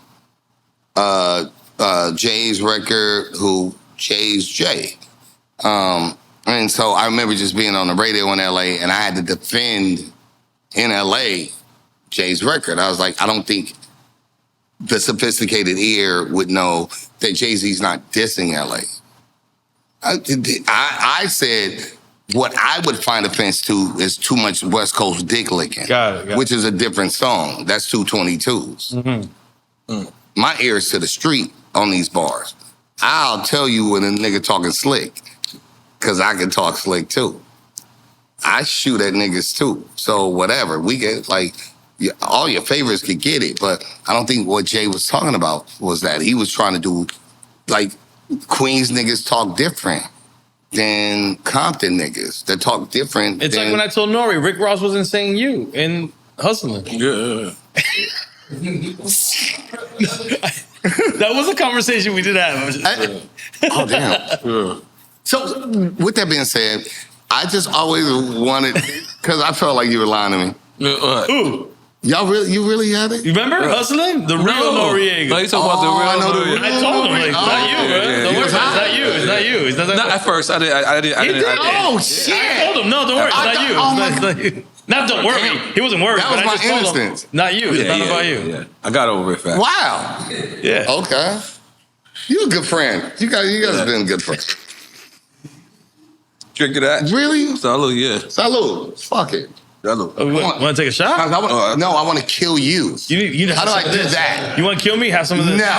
I feel like you. Dale, chico. Can I piss real quick? 8 seconds. Yeah. I pissed a million times. Go for it. I'm going to keep pissing. I'm waiting for you. Hey, I'll be right back. Okay, cool. No, don't worry. Don't worry. We won't go anywhere. I promise. Oh, damn. You came right back for real. I want all this smoked up. How's that? That means I'm really tipsy. So I know I asked you earlier what was your favorite album. What's the album that you wish you could take back? Because you got 36 of them. Do you consider all 36? I do not believe that that's true, for one. Yeah, you have 36 releases. Of stuff. Do you consider them all out your album? Yeah. I believe it's in 30 years, nigga. Yeah. Oh, yeah, fuck. I made stuff. That's I don't right. know. 30 years, man. Yeah. Thank you. It's been 30 years of since the... People can't survive. Look, this right here was the... No, you don't have No, but look. The 20th anniversary of it. I know, it's crazy. Think about it, though. On some real shit, you guys. Think about the Nips and the Pox and the Pigs and just not even to be able to celebrate 10 years of a journey and still legacies that affect us. Yeah. Mm-hmm. So for me, I always just kind of find it I'm grateful to be here. I'm not comparing I need what so-and-so got. Right. But Nips, for Nipsey or Big, you know what I'm saying? Not even to be able to enjoy your kid turning. So Life is precious. Like, for real. No fuck shit. So what's one album, if you had a chance to do over, you would say, nah, I wouldn't do it? Or private? None? None. That's fire. I'm with everything I said. When I said fuck so-and-so, whatever I said, I meant it at the time. All right. I ain't got no regrets. No regrets. You ever seen the tattoos where the person puts up no regrets? Meet the Millers. Right.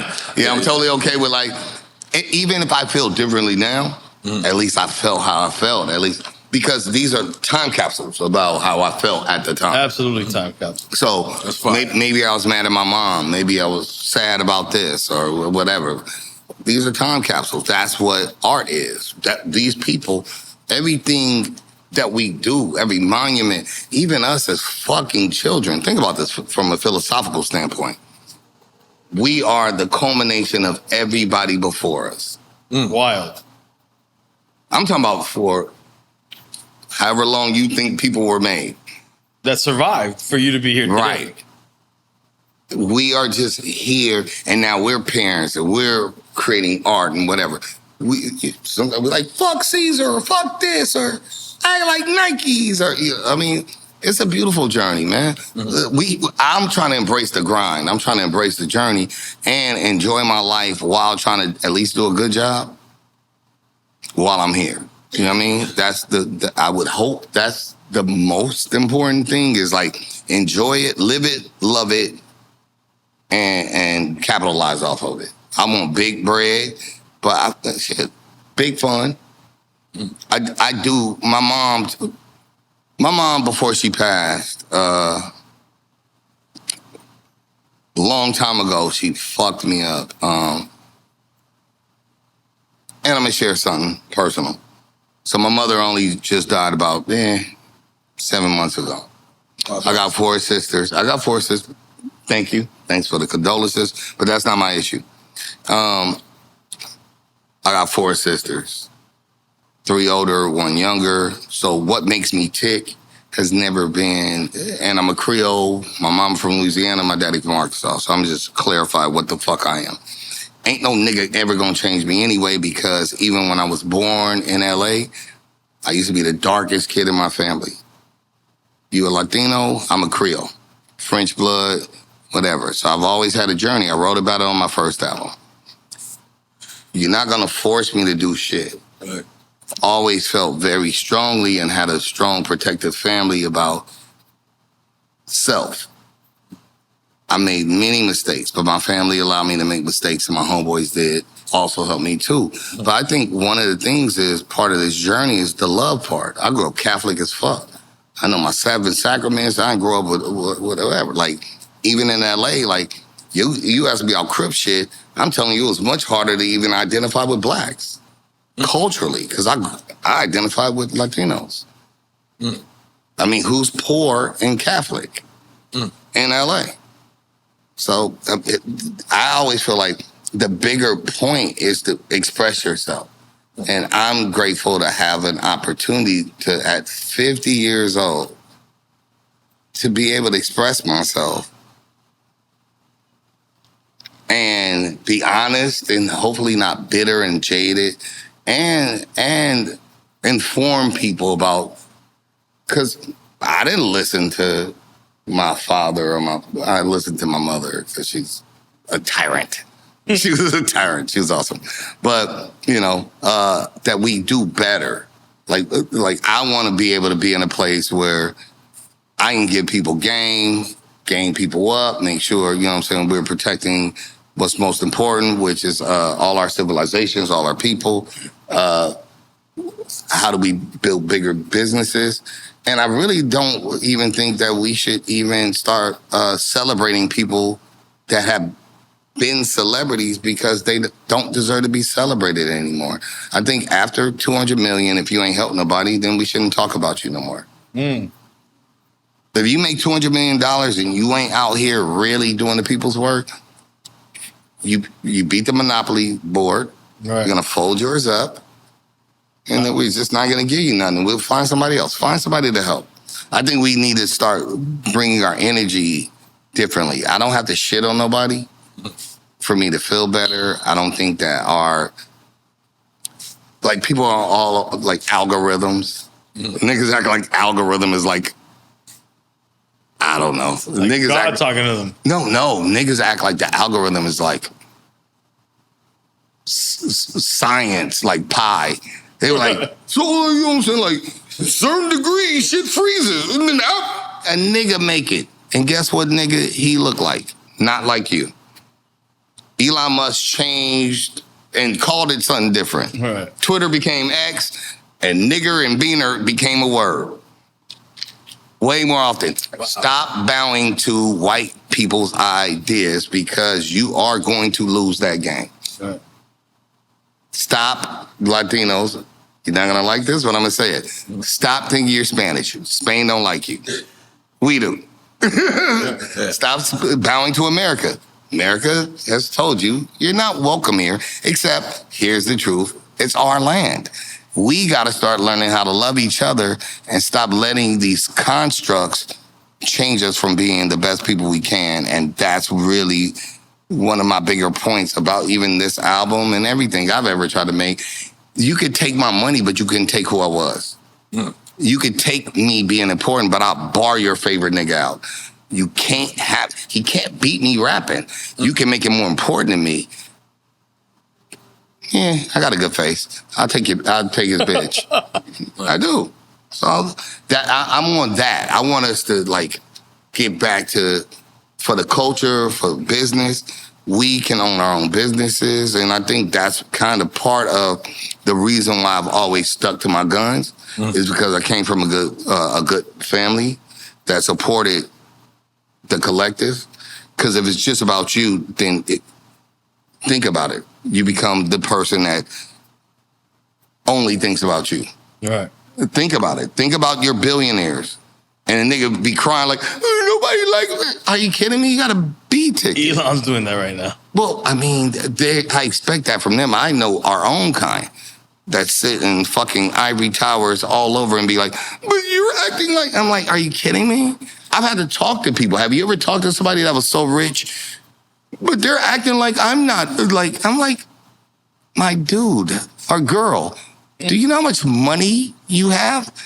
Like, you're sitting in a fucking $120,000 a night, whatever. Like, you're have you ever met a princess? You have. You met a princess. Like a have you ever met a real princess? Like a real, like... Oh, God, I've met a Saudi princess. or something? Have you... Bro, there are many different countries. No, I don't know any princess. If you've never met a person, a princess, let alone have you ever knocked one. But the point is, yeah, it's people, everything, in somebody's mind, they're the victim. But sometimes it's like, bro, are you kidding me? Like, you're super up. You ain't never had a homeboy that's super rich and he's just like, everybody's against me. I'm like, bitch, what are you talking about? Yeah, some rich homeboys. You got, nigga, you're filthy. And so I think, to be honest, the audience wants to be, people want to feel, that's why people watch shit, because they want to either talk shit about people that they look up to. Right. I just think ultimately the end game about art is to express and share who we are, because those are going to be like, I even think Drink Champ, again, 10th season, I'm telling you, I think what you do is art.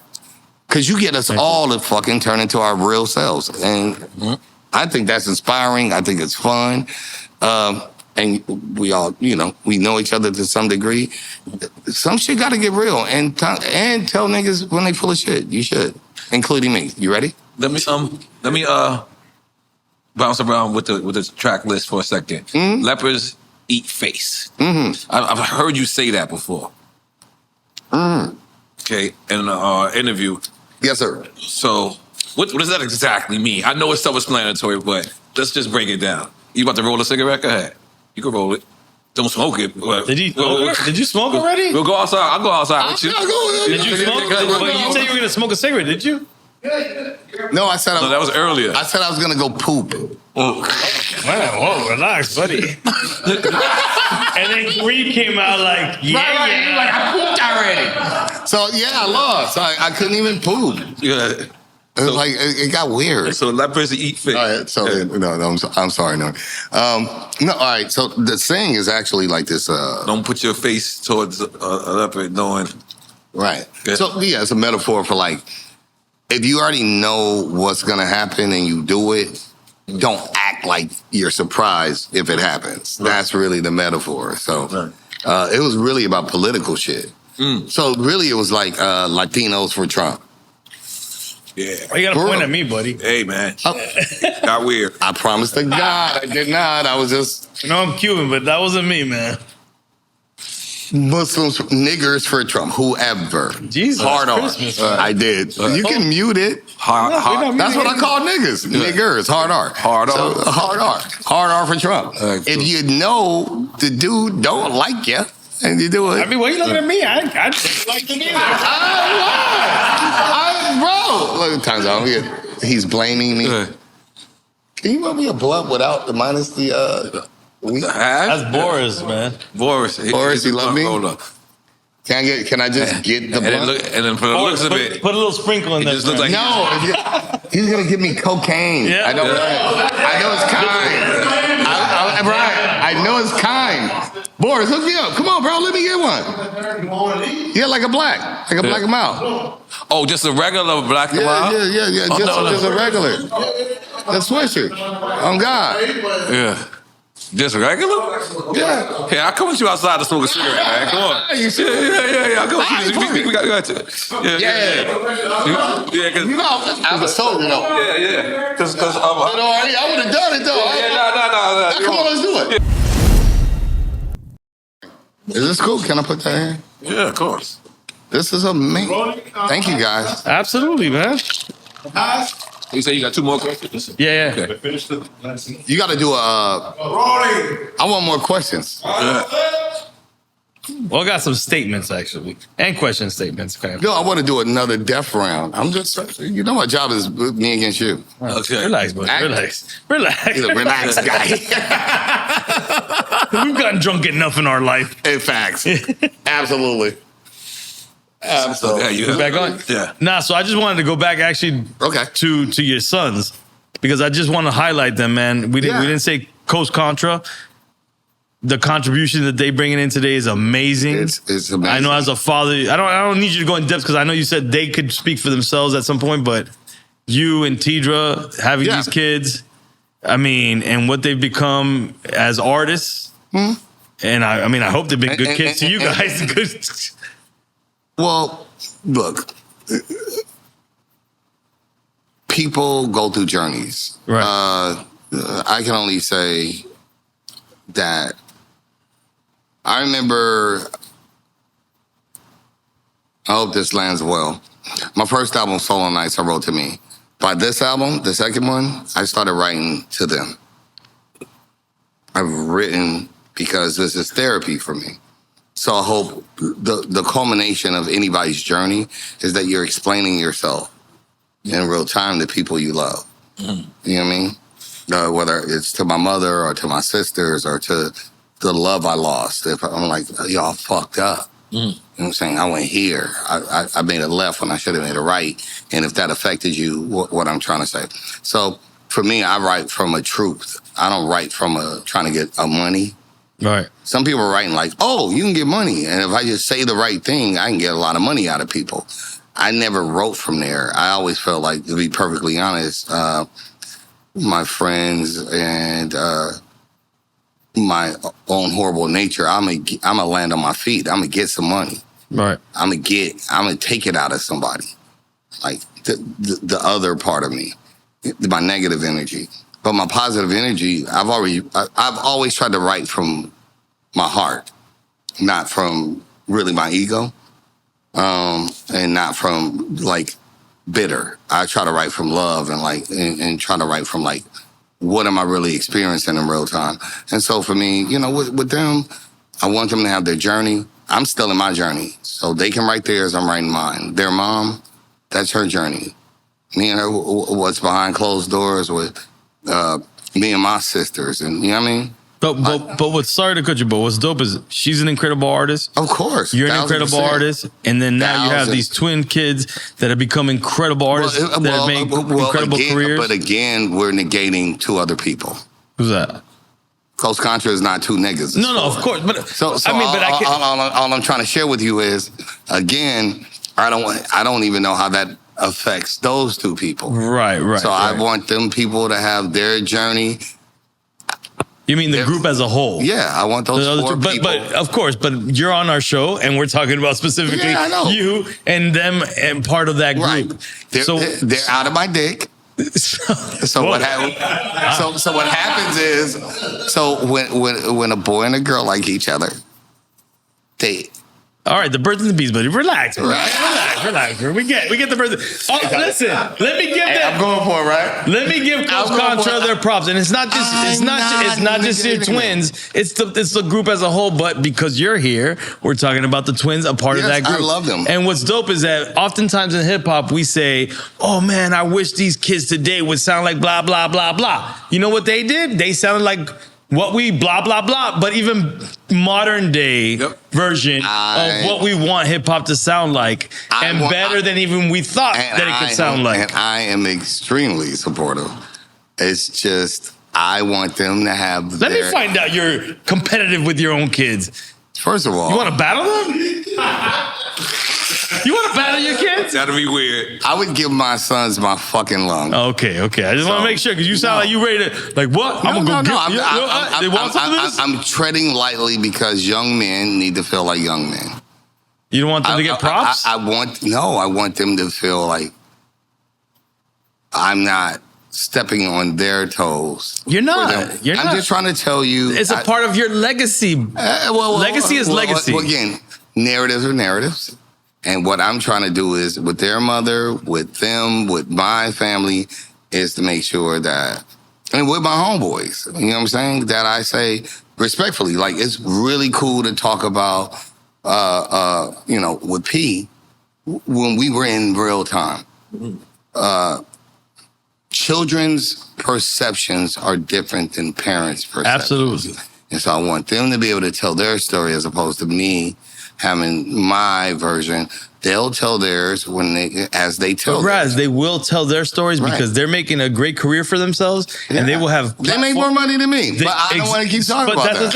They will have their platforms to tell their stories. Right, all I'm doing right now is paying homage to you. Damn, dog. You Eric to me, bro? Yes, I Eric him. All right, I got him to laugh. So we'll move on from that. I love you. Love what your sons are doing, by the way. I do too. All right, absolutely. I love what Coast Contra, not my son. Come on, bro. Obviously, man. Jesus Christ. He should take a shot for that, being super political. Yeah, you gotta take your shot, bro. It alienates the other. No, they're dope. All of them are dope. We're just saying specifically because you're here. If their dad was here, we say fuck your son's dad.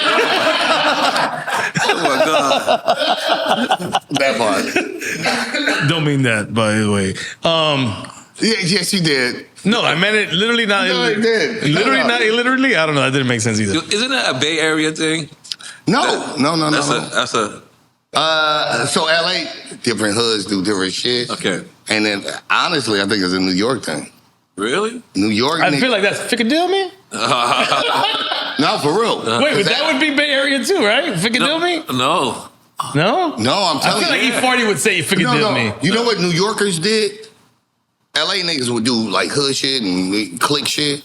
New York niggas just started like. New York, they didn't want to touch your hand. You smell me. And I was smell me was the E40 shit. You smell me. Times out. E40 made most of the slang. Stop it. Nephew, he made all that.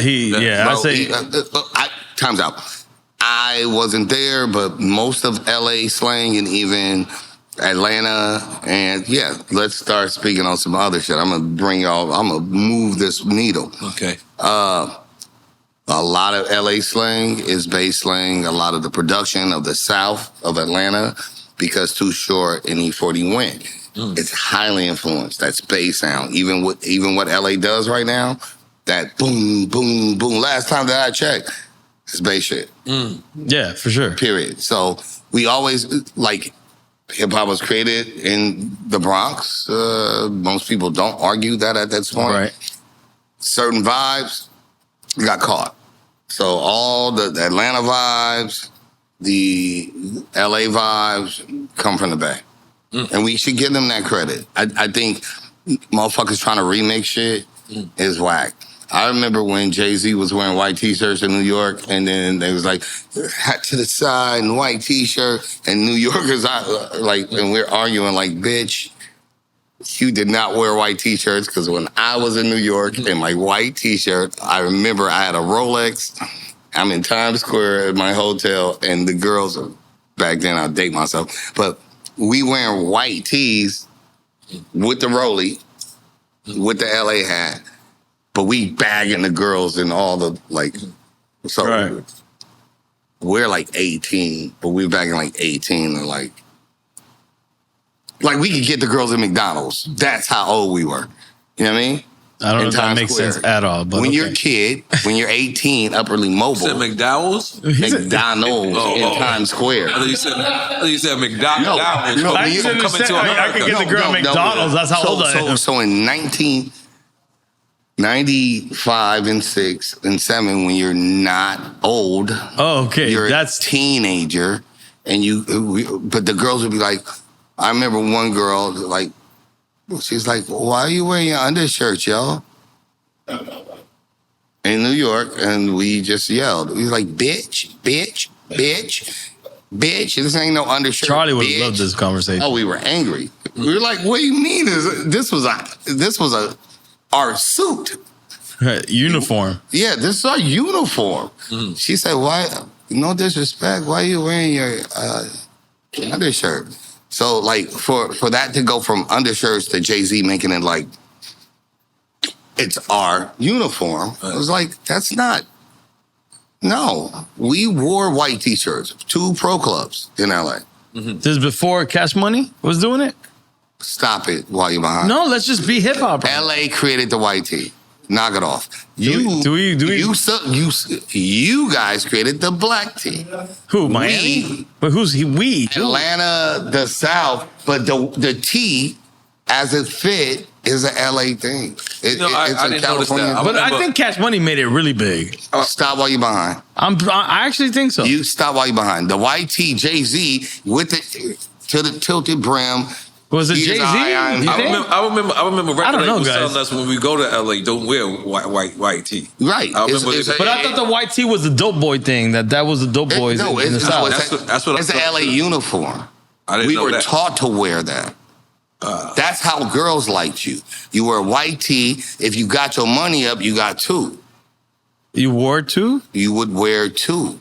That's weird. Okay. You left early. I did. When did you leave, sir? Back and forth. How old were you? When you really felt like, look, let's take it home. When I became Miami officially, I was like 9 years old.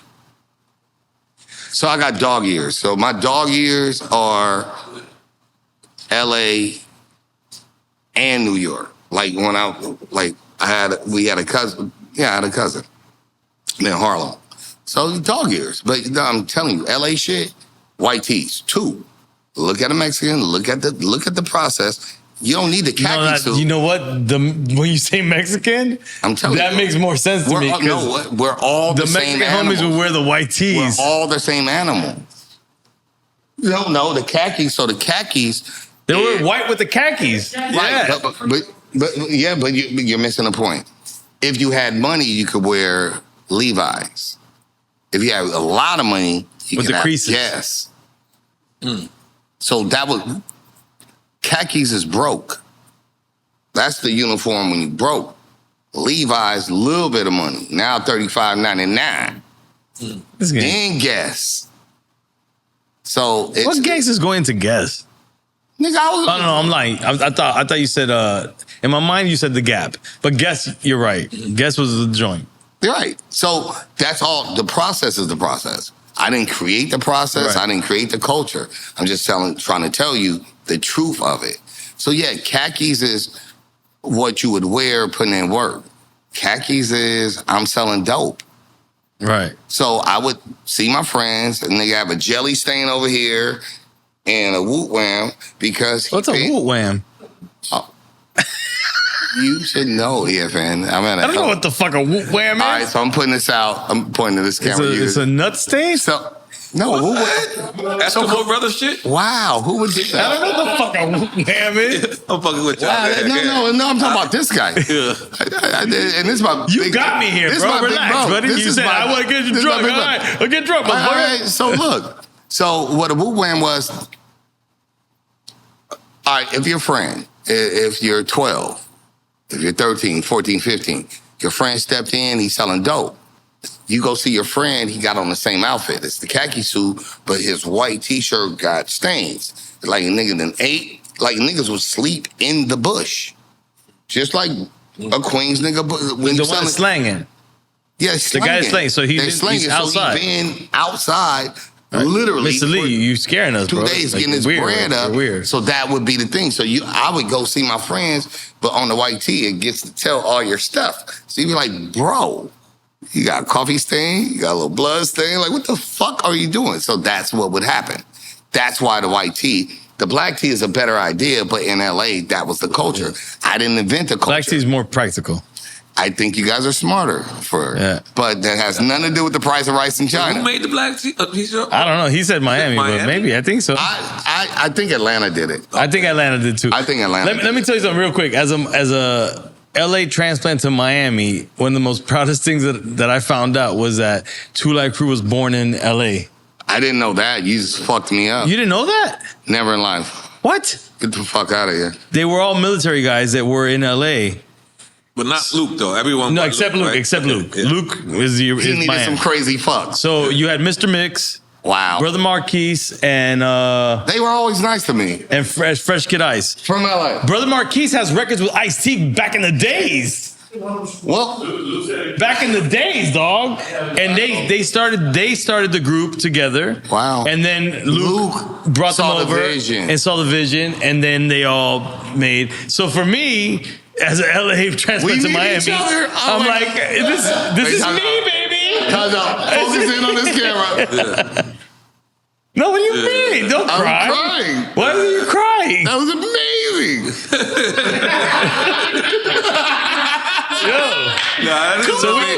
We can LA and Miami can share.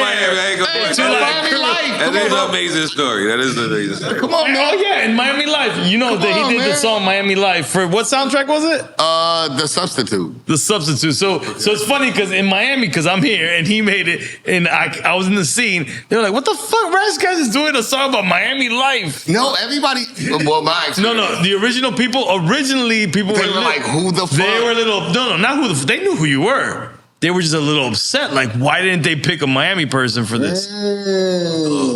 But I don't know if you remember. I actually reached out to you shortly, maybe after. I don't know how long after, but. And we is that how we locked in? I think so. I don't know how. Whatever. Okay. Drunk memories, but talk about Miami Life. All right, so which is a great song, by the way. Okay. My biggest issue about soundtracks were, especially LA soundtracks. Obviously, I'm from LA.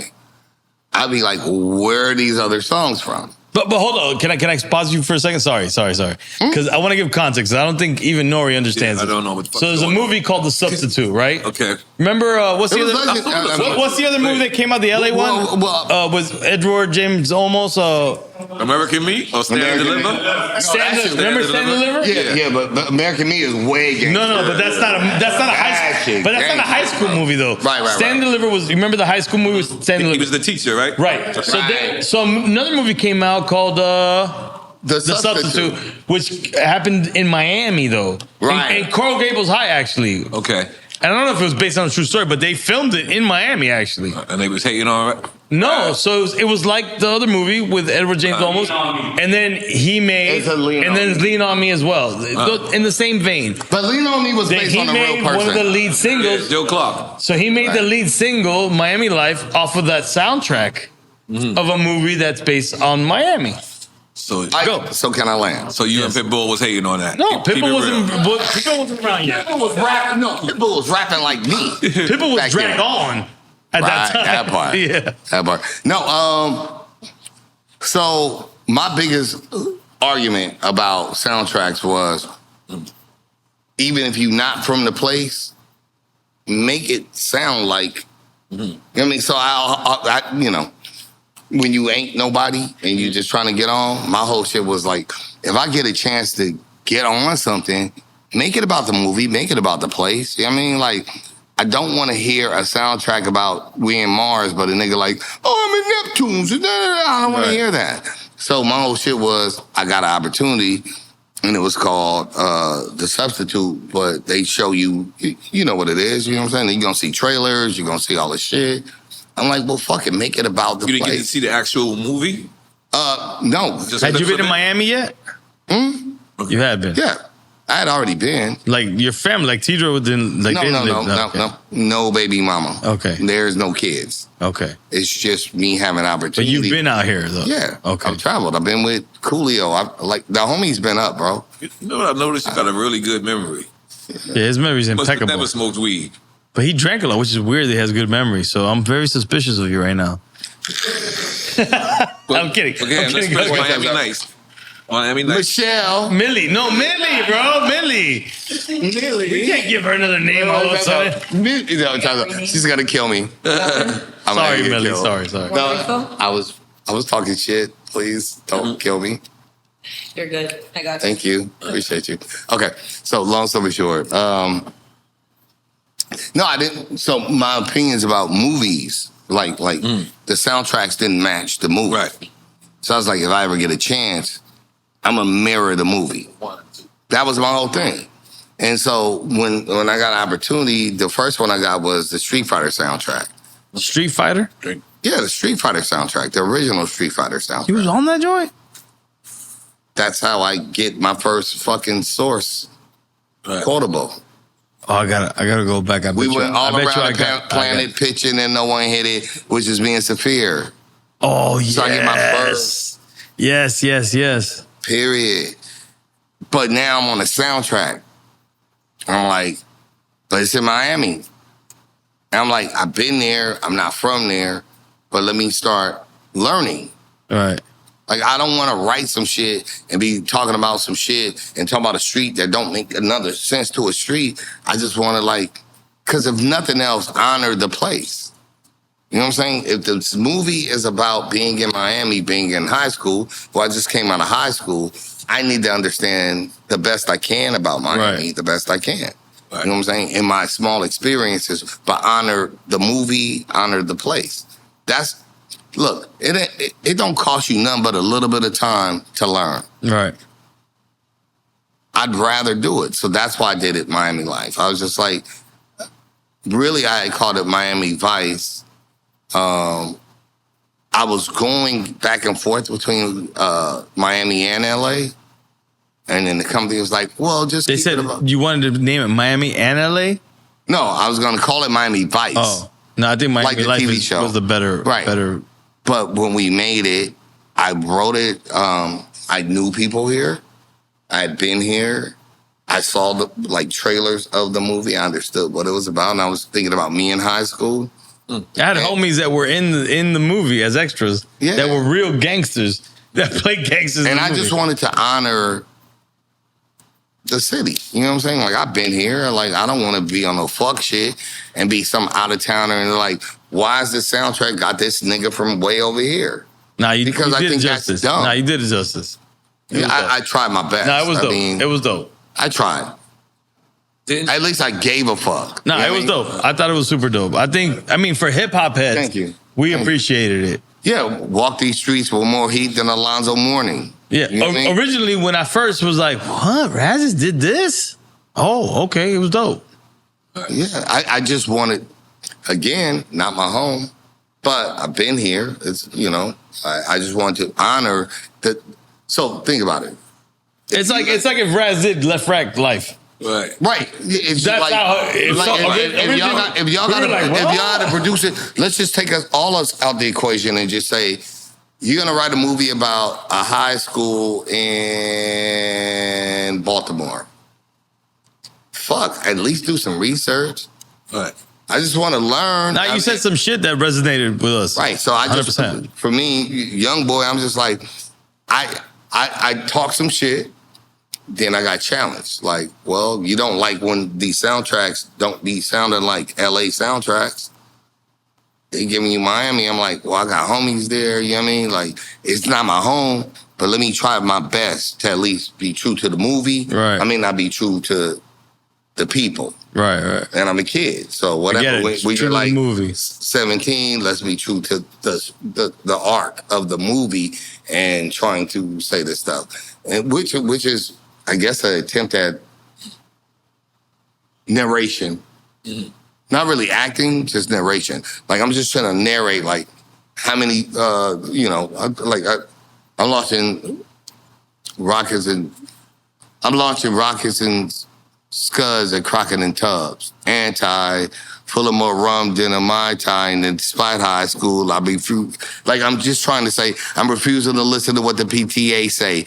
Fuck a 4.0 GPA, I got a GTA with a ETA of 3 o'clock, so shake the spot like Luke and the girls in the Daisy Duke. Specific to the movie. I'm trying to be extremely in specific. High school. Right. And I'm just thinking how I would feel at the time we're younger, so I'm like, 5 years back. But if I was in high school and I'm mad, like, fuck these people, but trying to honor, I think that's part of writing. Is that, like, I'm not 15 anymore. I'm not 20. But sometimes you feel we're humans. I'm sure you can remember. You look at your kids and turn into your 15-year-old. Right. But you see yourself in your child. Like, my pardon for cutting you off. Yeah. Dave Chappelle just used your song in a... Love you. Thank you. Oh, yeah. Bring that up, man. Yes, sir. Off the album. Yes, sir. So, the new album. So you get that props. I got recent props. Thank you. Okay, yeah. I'm saying you get the residual that direct though, right? Too, man. Because that's not, you don't have distribution, right? This is fully independent. Totally independent. Oh, so an whatever, incredible album, guys. It goes straight direct to you. How that's pretty dope. And that song. How do you feel? Thank you, bro.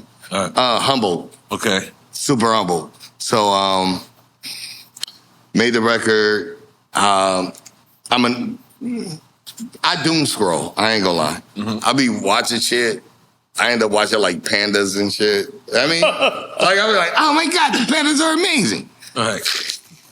They are though. They are. So I was doom scrolling one time. I come across this shit about these lions in South Africa. Wait, doom scroll? I didn't catch on. Doom scrolls when you just click bro, that's what it's called. Okay, I didn't know that. I'm getting you up. Yeah, I didn't know that. Oh God, you don't stop. You just keep going.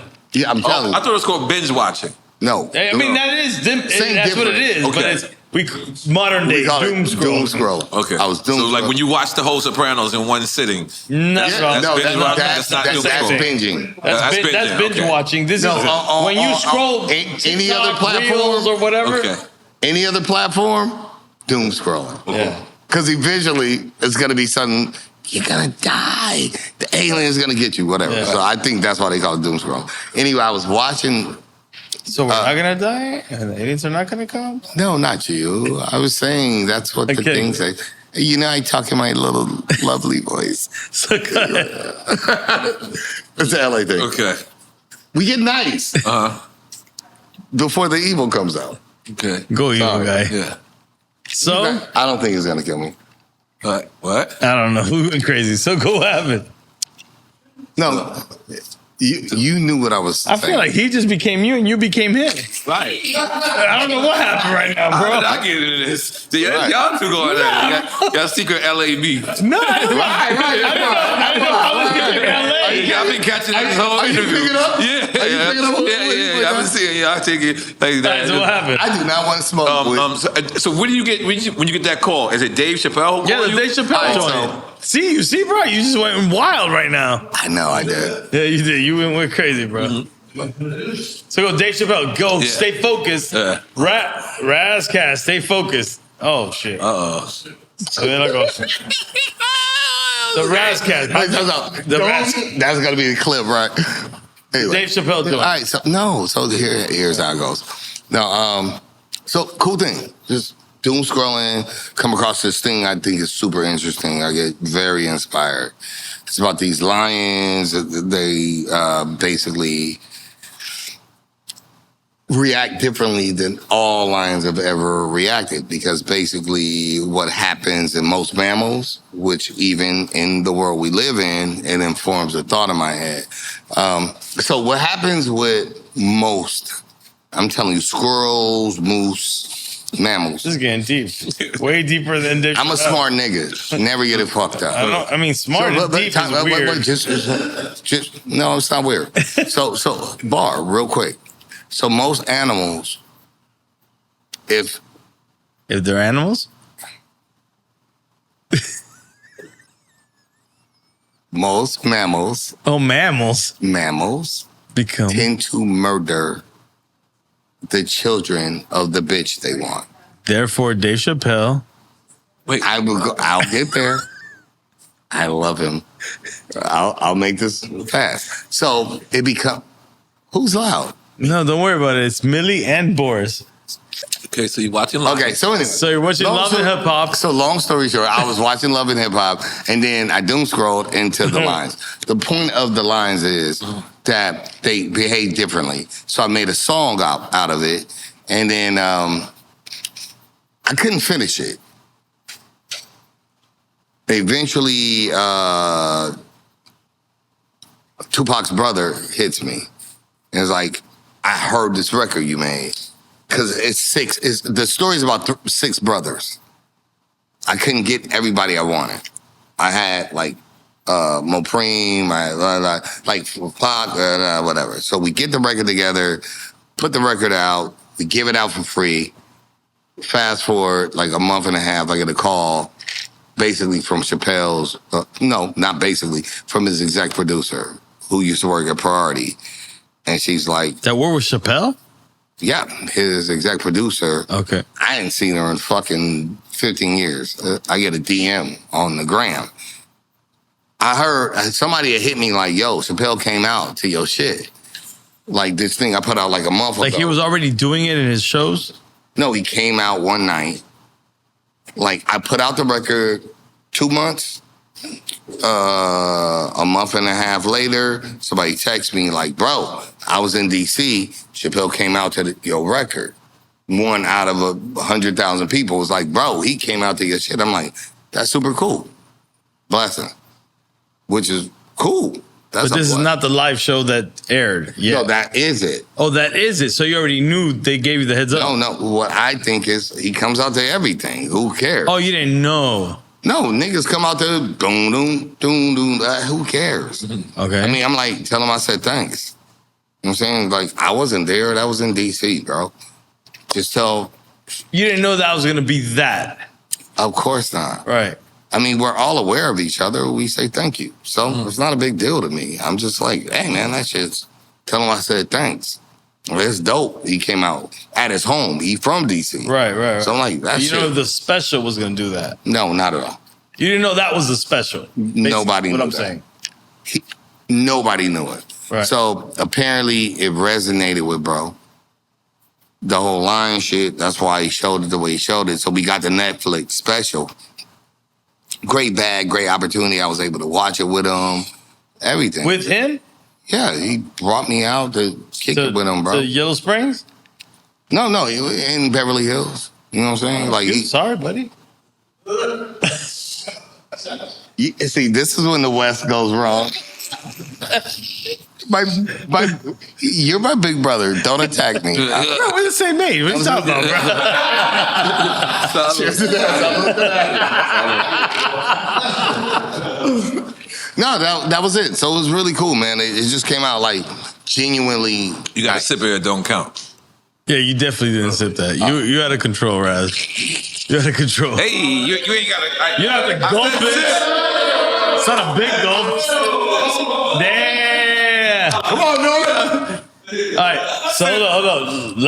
One of the last things before we leave. Okay. Are we done? We're almost done. We're about to be done. Yes, Raz, about to be done. You don't love me? We did 3 hours, buddy. We rocked. Did it go there? We rocked and rolled, and we rocked and rolled, buddy. Oh my God, listen. All I want to pay homage to our homie Da Vinci, Miami producer that passed away recently. That worked with you, and seriously, can you just give some words for Da Vinci, please? I know his family would appreciate it. I would love to. So, and like I said, I would. Whoever the fuck is talking should shut up. I knew it was you. No, man. Thank you. Don't talk. Thank you. Okay. So my journeys with you, I'd be remiss if I didn't shout out our journey. Of course. Friendship. I don't have a regret in knowing you. I hope you don't have a regret in knowing me. Well, it's no funnies, but you can make fun of me. Hey. I love you, and I really appreciate you. And I met so many great brothers here, and I remember like even us going to go, like getting the deal and going to K-Town and everything. And so, you know, those are the things that are true. So with Da Vinci,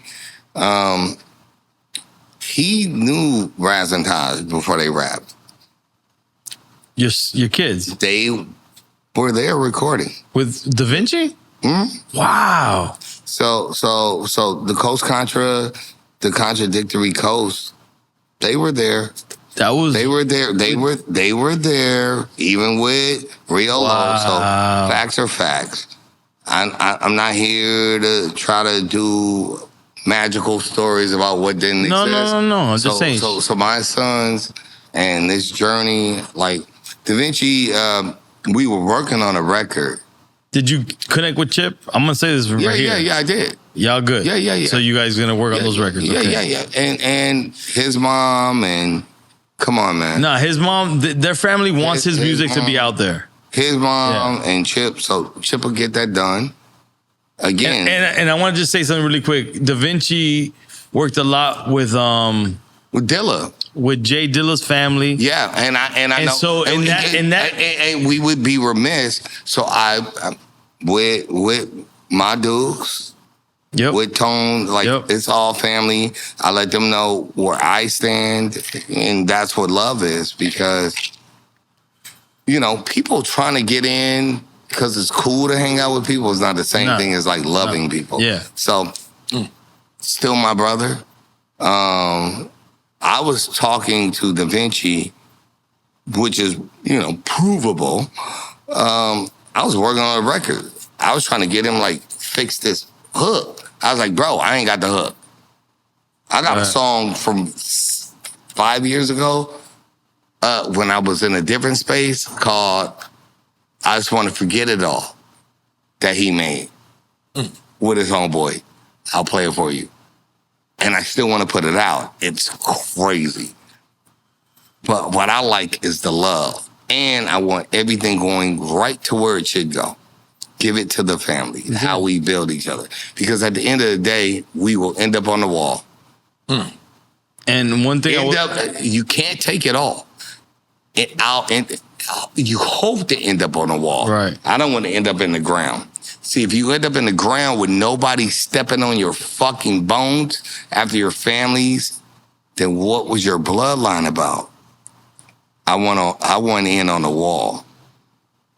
Not for my vanity, for my family's hard work. That's why you do this. So long live Drink Champs.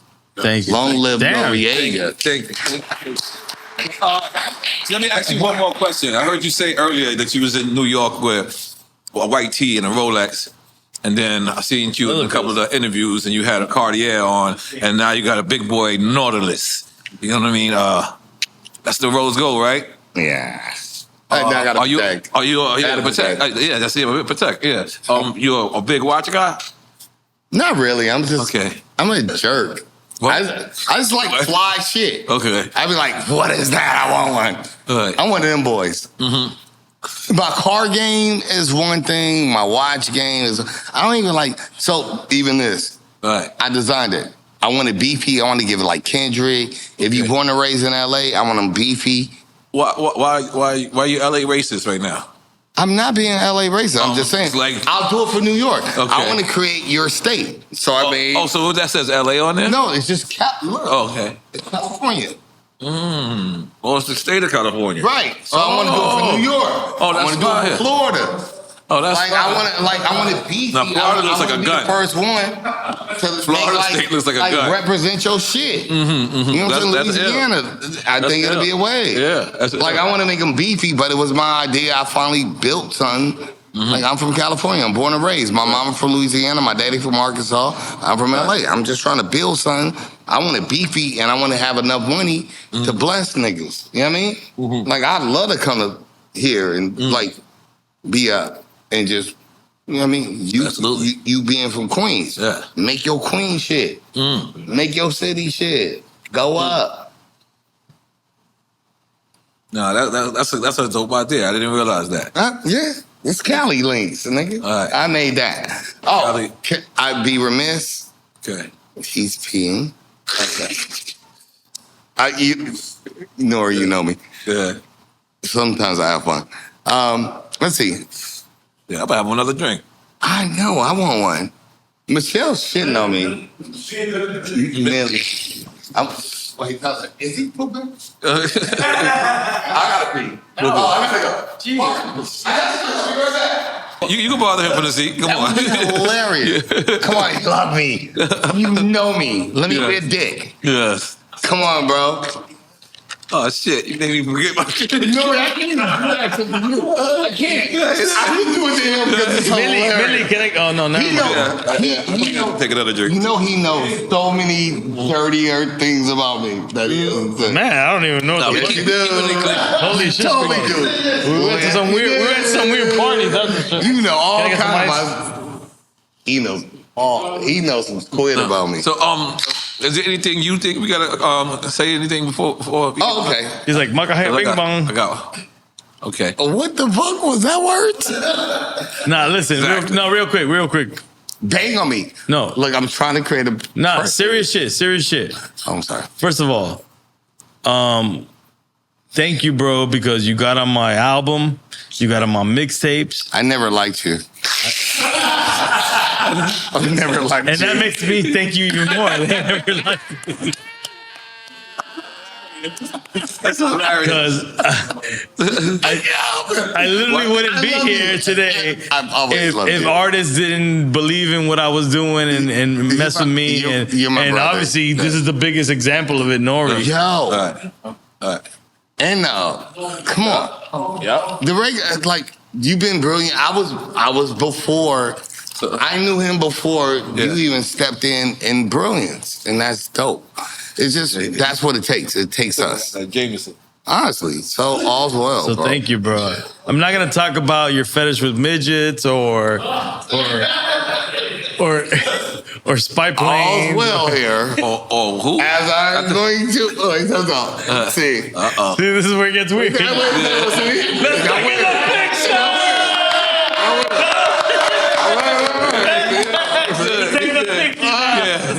Oh, wait. But watch out. Watch out. That's not a wall. Watch out.